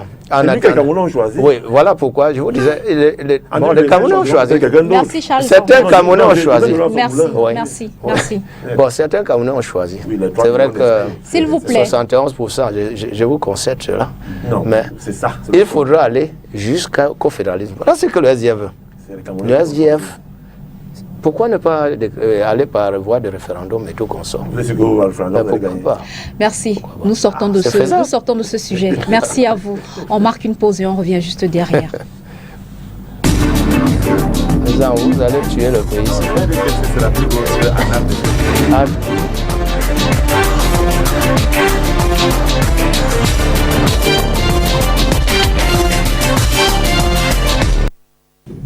Alors, c'est un vaccin contesté au Cameroun. L'annonce de son introduction dans la vaccination de routine du programme élargi de vaccination a suscité de vives contestations. Les réseaux sociaux où des campagnes et actions anti-vaccins contre le cancer du col de l'utérus y sont menées depuis quelques semaines. Mais visiblement, elles n'y feront rien. Le gouvernement a maintenu l'admission du Gardasil dès le 12 octobre 2020 dans la vaccination de routine. D'ailleurs, près de 400 000 doses de vaccins contre le cancer du col de l'utérus et les autres infections liées au virus du papillome humain destinées à la première phase sont déjà disponibles au Cameroun. Ceci se fera, cette première phase de la vaccination de routine se fera en pleine rentrée scolaire au Cameroun. Au Cameroun, donc le cancer du col de l'utérus, on va le dire, docteur Itoa, c'est le deuxième cancer féminin le plus fréquent. Exactement, c'est un cancer qui est un problème de santé publique. C'est le deuxième cancer le plus fréquent après le cancer du sein chez la femme. C'est qui touche à peu près 40 femmes sur 100 000 et avec un taux de mortalité qui est très élevé. Donc, face à ce type de problème, il faut adresser la question de la prévention. Alors, quand vous faites une prévention, vous avez plusieurs niveaux de prévention. Vous avez la prévention primaire qui lutte contre les facteurs de risque. Ensuite, vous avez la prévention secondaire qui encourage le dépistage précoce. Vous avez la prévention tertiaire qui vise dans le traitement et la réhabilitation des cas. Alors, pendant longtemps, nous avions presque les deux derniers paliers, celui de la prévention secondaire et tertiaire, où on demandait aux femmes de se faire dépister, presque de faire un frottis presque chaque année. Les femmes à un certain âge, à partir de 30 ans, de faire un frottis annuel. Et évidemment, la prévention tertiaire de se faire traiter si le cancer était dépisté. Maintenant, le gouvernement, les autorités ajoutent donc une autre arme qui est dans celle de la prévention primaire, qui lutte donc à combattre les facteurs de risque de la maladie. Le cancer est causé par un virus qu'on appelle Human Papillomavirus. Généralement, les 4 types, qui est le Human, le HPV, en fait, en abrégé HPV, et le HPV 8, le HPV 14, le 17 et le 18. Donc, c'est les 4 formes les plus dangereuses qui causent dans le cancer du col de l'utérus. Les femmes en Afrique sont encore beaucoup plus à risque de contracter le cancer du col de l'utérus en raison de la sexualité précoce. Donc, et du multipartenariat. Ce sont les facteurs de risque, la sexualité précoce, le multipartenariat sexuel. Donc, il fallait donc agresser cette situation et la science a mis à disposition un vaccin. En fait, il y a plusieurs types. Il y a le Gardasil, il y a le Cevarix, qui sont 2 formes de vaccins contre le cancer du col disponibles sur le marché. Bon, nous comprenons peut-être à la suite... Justement parce qu'il y en a qui dénoncent les effets secondaires de ces produits. Oui, est-ce que c'est dangereux finalement? Pour chaque produit pharmaceutique ou produit à consommation, à utilisation humaine, il y a toujours les avantages et les risques. Tout médicament a un avantage et un risque. Même le paracétamol qu'on prend pour les maux de tête a ses avantages, ses risques. C'est pour ça qu'il y a une posologie où on vous dit que voilà les effets indésirables et ainsi de suite. Donc, le cancer du col de l'utérus a fait l'objet de plusieurs polémiques, pas seulement au Cameroun, a fait l'objet de polémiques en France. Il y a même eu des procès à propos de ce cancer, mais qui ont été, je vais dire, jusqu'aujourd'hui, les coûts, l'avantage risque de ce cancer a toujours été positif, c'est-à-dire que les avantages sont supérieurs évidemment aux risques. Donc, il fait polémique aujourd'hui parce que, contrairement aux années précédentes, le monde aujourd'hui est un monde ouvert où il y a la circulation de l'information, de la communication. Quand un patient vient me consulter pour une maladie donnée aujourd'hui, lui-même il a déjà pris ses informations sur Google et consorts. Donc le médecin n'est plus la figure tutélaire à l'époque où ceux qui ont vu, ceux qui ont les histoires du docteur Jameau, qui alignait 1000 personnes comme ça, il est vacciné, c'est de la médecine coloniale, ou alors ceux qui ont vu le film Le Grand Blanc de Lambaréné, du docteur Albert Schweitzer. Donc la médecine coloniale est presque terminée. Aujourd'hui, les patients, les populations ont accès à l'information, elles se documentent avec les WhatsApp et conseils. Il y a également, donc, dans cette circulation, dans ce flux d'informations, il y a des informations vraies, mais également se glisse un certain nombre de manipulations, de fake news, et de ça qui fait qu'il est vraiment difficile de démêler le vrai du faux. Donc aujourd'hui, nous sommes à une médecine négociée. Les patients aujourd'hui, on n'impose plus, on doit négocier. On doit mieux communiquer et c'est une palette d'ailleurs à ajouter, que ce soit aux professionnels de santé ou alors aux experts de santé publique, parce que les informations qui nous reviennent effectivement, c'est qu'il y a un taux de refus de ces vaccins qui est en augmentation. De nombreux collègues qui sont sur le terrain dans les campagnes de vaccination nous relèvent effectivement qu'il y a un taux de refus qui est très important parce que les populations ont appris que ce vaccin était dangereux. Justement. Ça Denis Kwebo. Voilà. Denis Kwebo. Alors.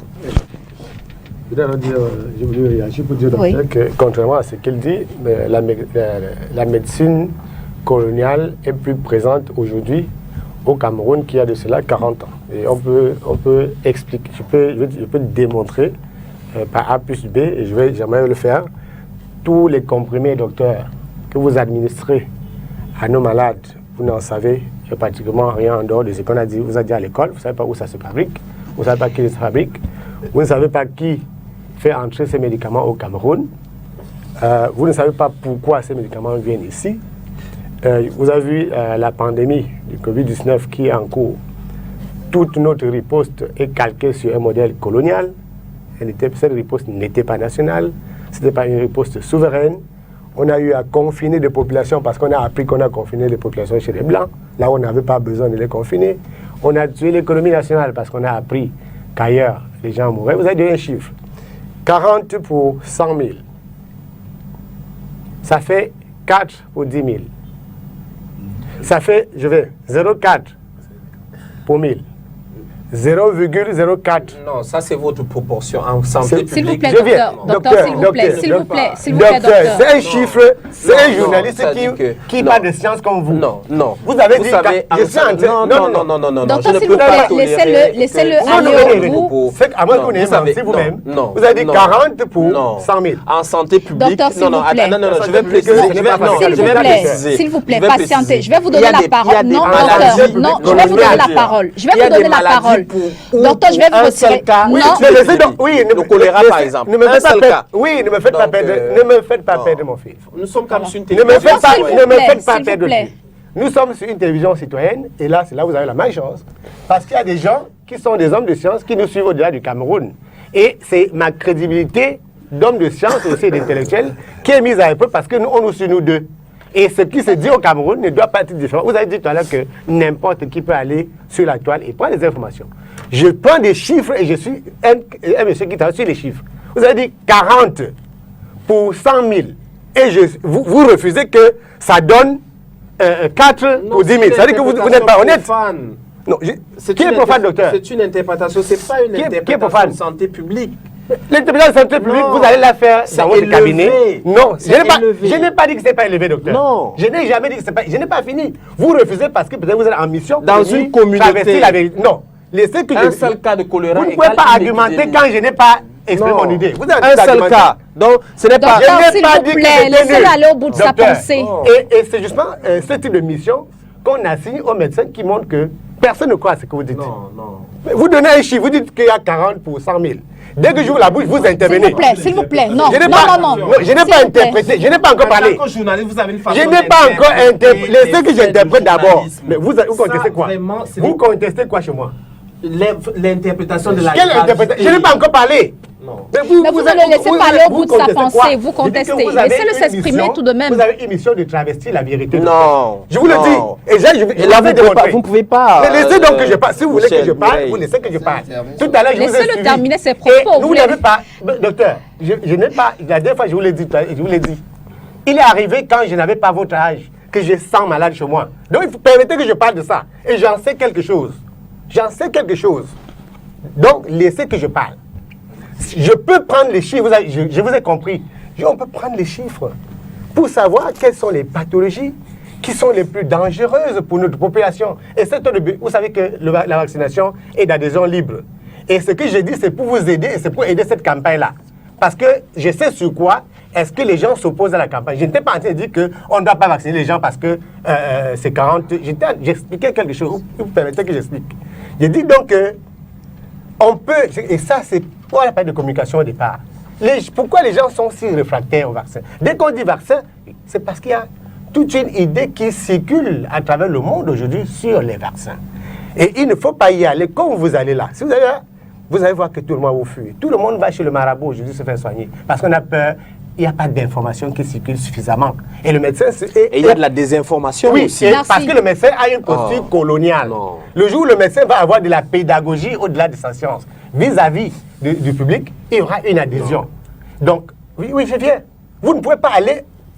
La vaccination est d'adhésion libre. Donc, on ne va jamais aller attraper quelqu'un. Bien sûr, mais vous ne pouvez pas dire une télé que le cancer, les chiffres ne sont pas graves. Alors, qui a dit que... Non, j'ai dit que ça... non, il dit que j'ai dit que ces chiffres ne sont pas graves. Non. Et ce n'est pas honnête, docteur. Je n'ai jamais dit que ce n'est pas grave. Denis, merci. Merci à vous. C'est un problème santé publique. Docteur Aristide Bitunga.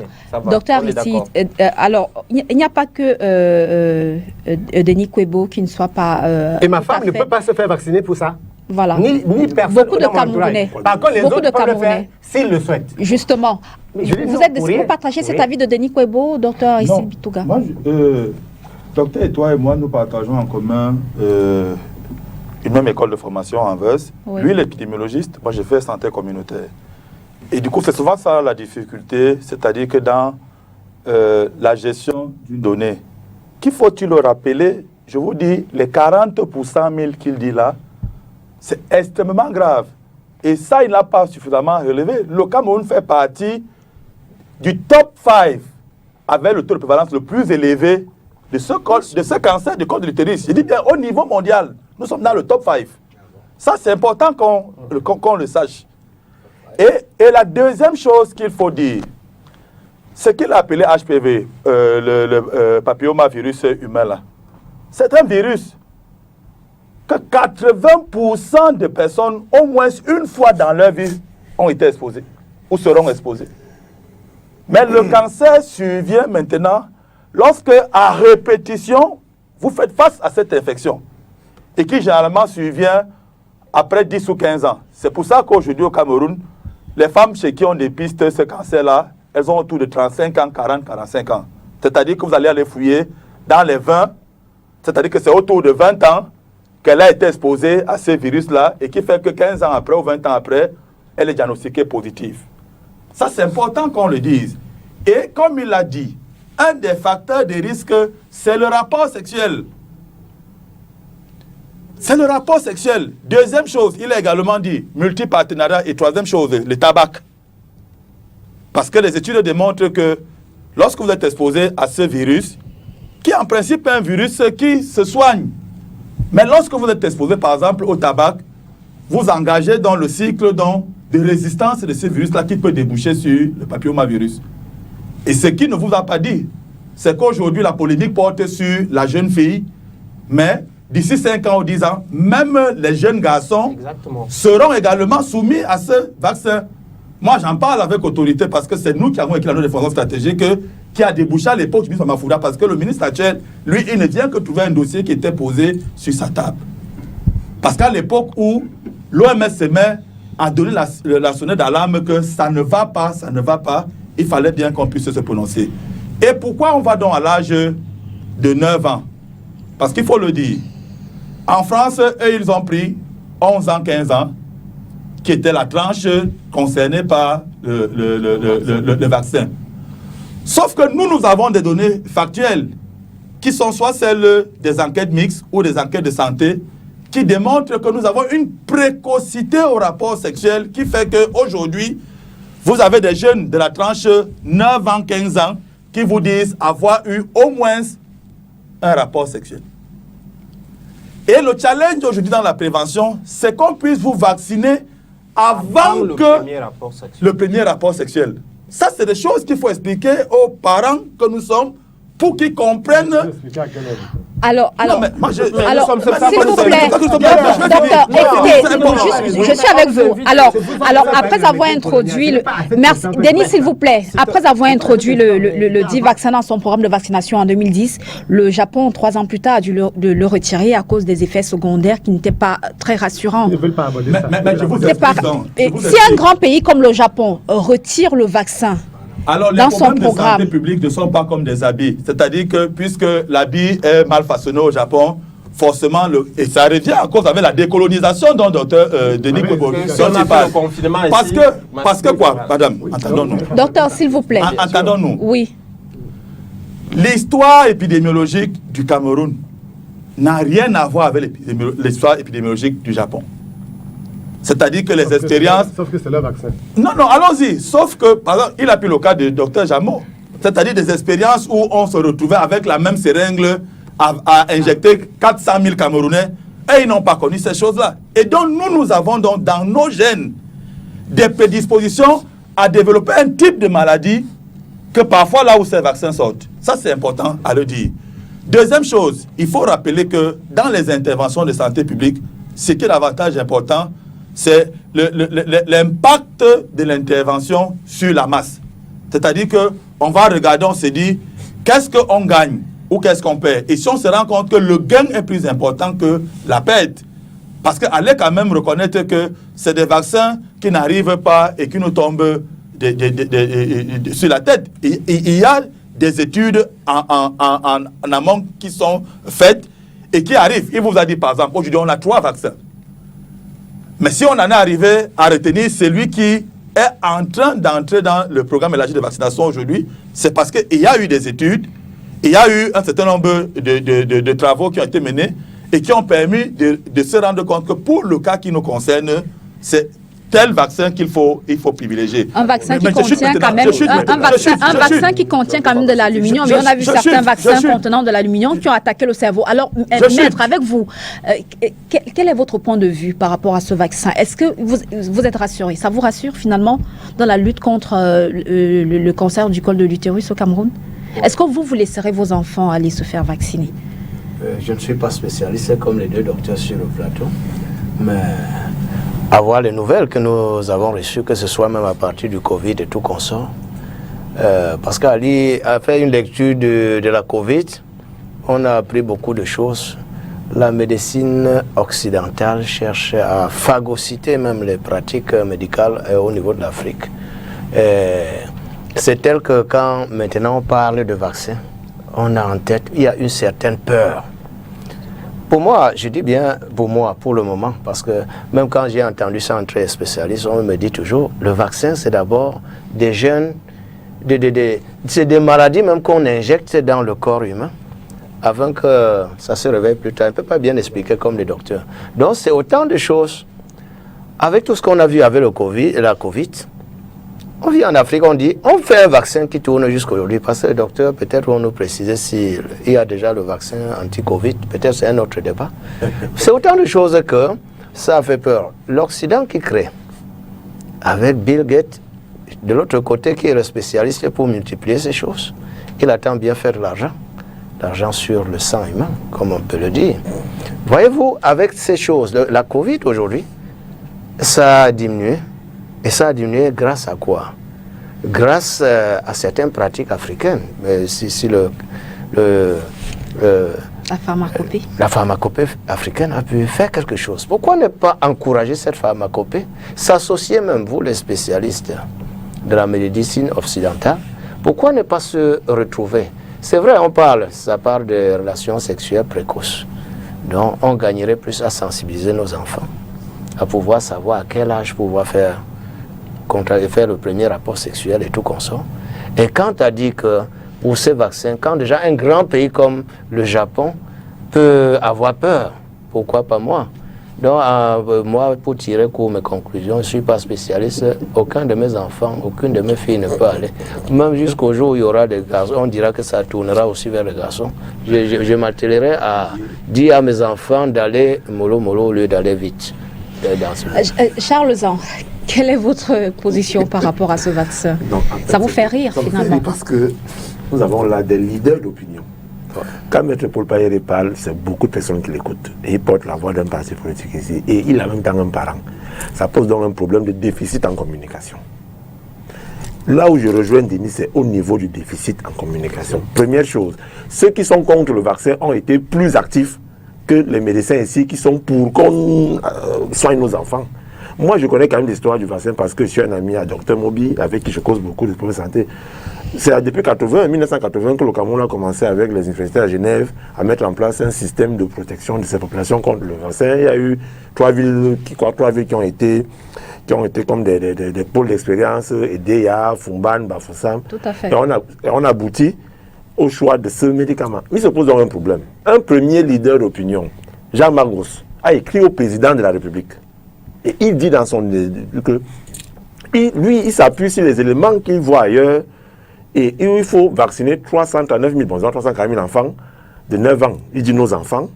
Or, vous avez le professeur Henri Joyeux, qui n'est pas n'importe qui dans le monde, qui est un cancérologue extrêmement connu, qui est contre ce vaccin. Tout à fait.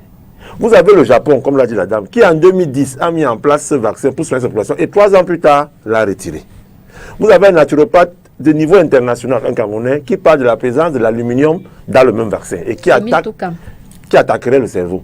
Et vous avez donc ces hommes-là qui sont suivis et avec ce qui se passe avec le coronavirus, vous avez une guerre de groupes pharmaceutiques dont du côté qu'on appelle ceux qui sont les têtus, le professeur Raoul que tout le monde connaît, qui lui aussi demande aux Africains de faire attention avec tous les vaccins qu'on amènerait ces jours-ci en Afrique, parce que l'OMS aurait reçu beaucoup de milliards d'euros pour venir tester et les vaccins et des nouvelles maladies sur les populations africaines qui sont prises comme des cobayes.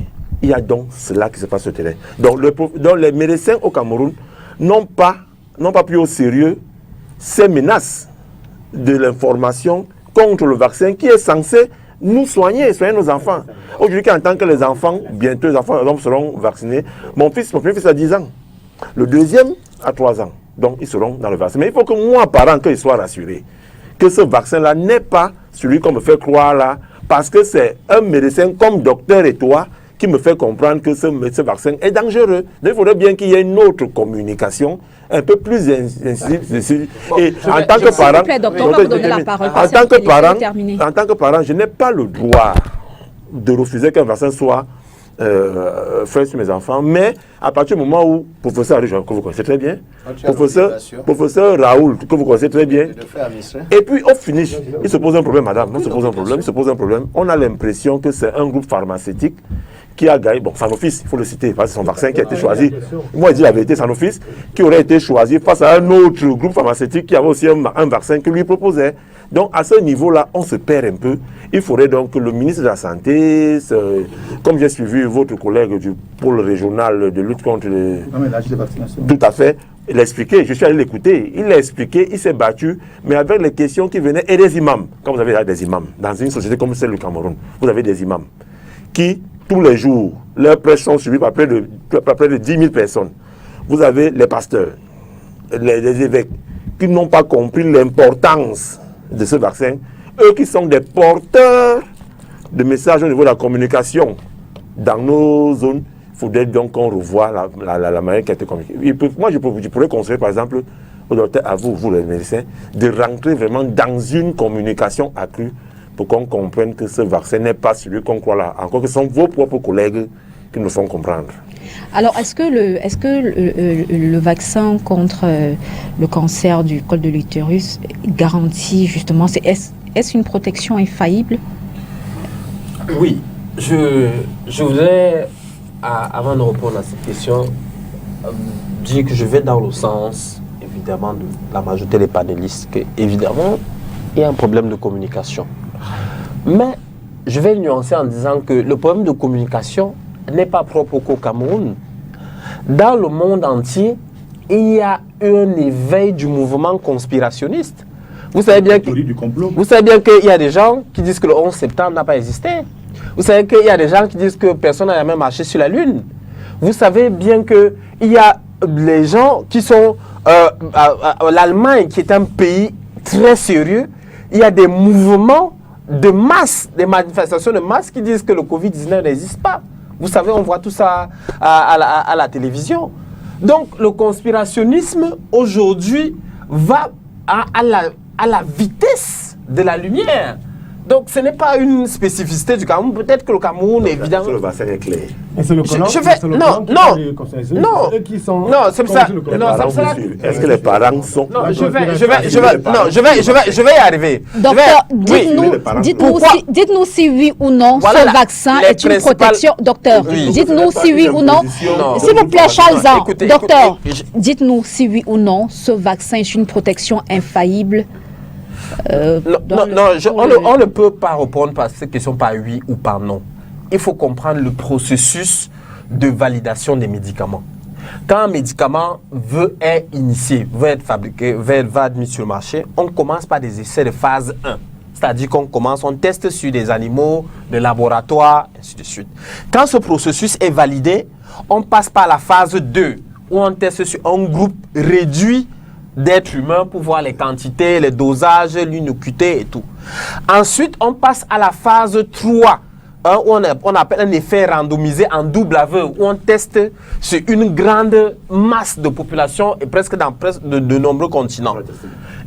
Ensuite, c'est donc là où, quand ça passe dans le test, qu'on met le médicament sur le marché. Mais là, ce n'est pas terminé. Il y a encore la phase 4, qui est celle de la pharmacovigilance. C'est pour cela que, même si je conseille aux populations, aux patients, d'adhérer à ce vaccin, il faut surveiller les effets. Parce que nous, dans tous les hôpitaux, on a ce qu'on appelle une fiche de pharmacovigilance. Si je vous administre un médicament, vous avez eu des effets indésirables, vous avez ceci, vous revenez à l'hôpital, on enregistre ces effets, et il y a tout un service de pharmacovigilance où on centralise les données pour dire que, attention, il y a ce médicament qui est entré sur le marché, ça commence, il y a ceci. Donc, on regroupe un certain nombre de plaintes. Excusez-moi, je vais finir. Écoutez-moi. Non. Justement, non. Écoutez, vous n'avez pas laissé que j'aille jusqu'au bout. Ça fait peur. Donc, Mireille, je vais vous couper la parole. 10 secondes pour dire 10 secondes, oui. Parce que l'une des raisons, on dit que le médicament rend les femmes infertiles. Mais ce n'est pas avec un vaccin où on va diminuer la fertilité et tout ça des femmes. Si vous voulez, il y a une seule technique pour diminuer la fertilité des femmes dans un pays ou un continent. C'est d'améliorer l'éducation des jeunes filles.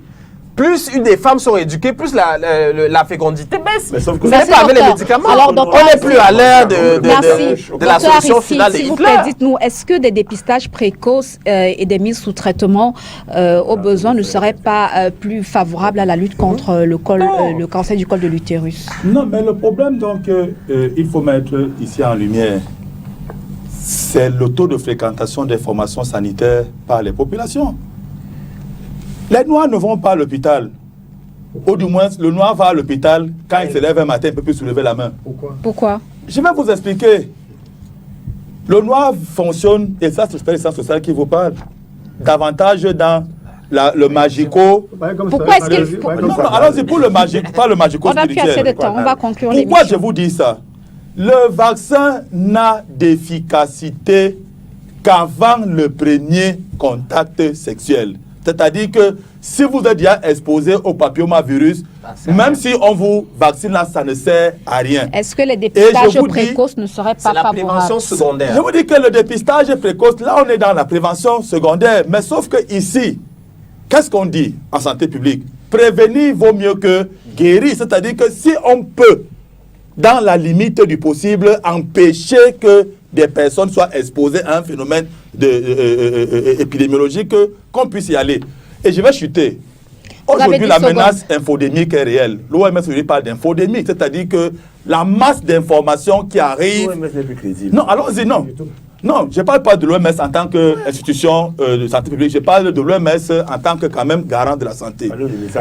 Et aujourd'hui, quand vous regardez la masse d'informations qui arrive dans nos ménages et la capacité de traitement de cette information, qui explique aujourd'hui que même quelqu'un qui n'a pas le CP, vous parlez des vaccins, et il vous parle avec autorité, plus qu'un professeur d'université. Or, le problème avec... non, allons y suite. Or, le problème aujourd'hui, c'est que, là, comme on dit, le vaccin est d'accès libre, maître. Mais vous savez avec moi qu'aujourd'hui, en France, dans la plateforme de vaccination, certains vaccins qui avaient été retirés, aujourd'hui sont ramenés. Pourquoi? Parce que des maladies qui avaient disparu en France, il y a plus de 30 ans, 40 ans aujourd'hui, sont revenus. Et dans ces pays que vous considérez comme des pays évolués, les États-Unis, l'Angleterre et autres là, on est retourné à ce qui se fait. À ce qui se fait aujourd'hui, pour dire quoi? Pour dire que ne cédons pas au piège de ceux qui veulent politiser tout. Et même la santé n'échappe pas à cette politisation parce que nous, on est sur le terrain. Vous avez des gens qui vous disent le régime en place veut empêcher que l'opposition puisse avoir la masse critique pour pouvoir... Et quand des leaders portent parfois ce genre de bêtises, le problème qui se pose, c'est que quand Maître n'ira pas faire vacciner sa fille, tel autre, et que d'ici 10 ans, il faudra dépenser des milliards pour pouvoir régler un problème qu'on aurait pu éviter, l'argent qui aurait pu permettre qu'on ait l'eau, cet argent va être injecté pour gérer le cas de cancer. Merci, Denis Kwebo, en 10 secondes, pour terminer sur le sujet, en 10 secondes, s'il vous plaît. Votre réaction en 10 secondes. S'il vous plaît. Je note que les deux médecins qui sont sur le plateau n'ont utilisé aucun argument scientifique pour nous rassurer. Ils ont, j'ai dit aucun argument. S'il vous plaît. Qu'est-ce que vous appelez l'argument scientifique, Denis? Vous parlez comme si on était dans un club au quartier, les gens discutent. Vous dites que si on ne fait pas comme ça dans 40 ans, ce n'est pas un argument scientifique. Je viens. Qu'est-ce que vous voulez? Docteur, je vous dis quelque chose. Mais on est sur un débat télé, on n'est pas sur un amphi. Docteur. Merci. J'ai travaillé. On est là, est-ce qu'on en a un? Merci. Alors, comme vous ne voulez pas vous engager je vais réagir. Vous voulez réagir? On va conclure. Merci infiniment à vous. Merci à vous. Merci à vous d'avoir accepté de répondre à l'invitation de STV. Mesdames, Messieurs, merci à vous de nous avoir regardés à la maison. Bon dimanche.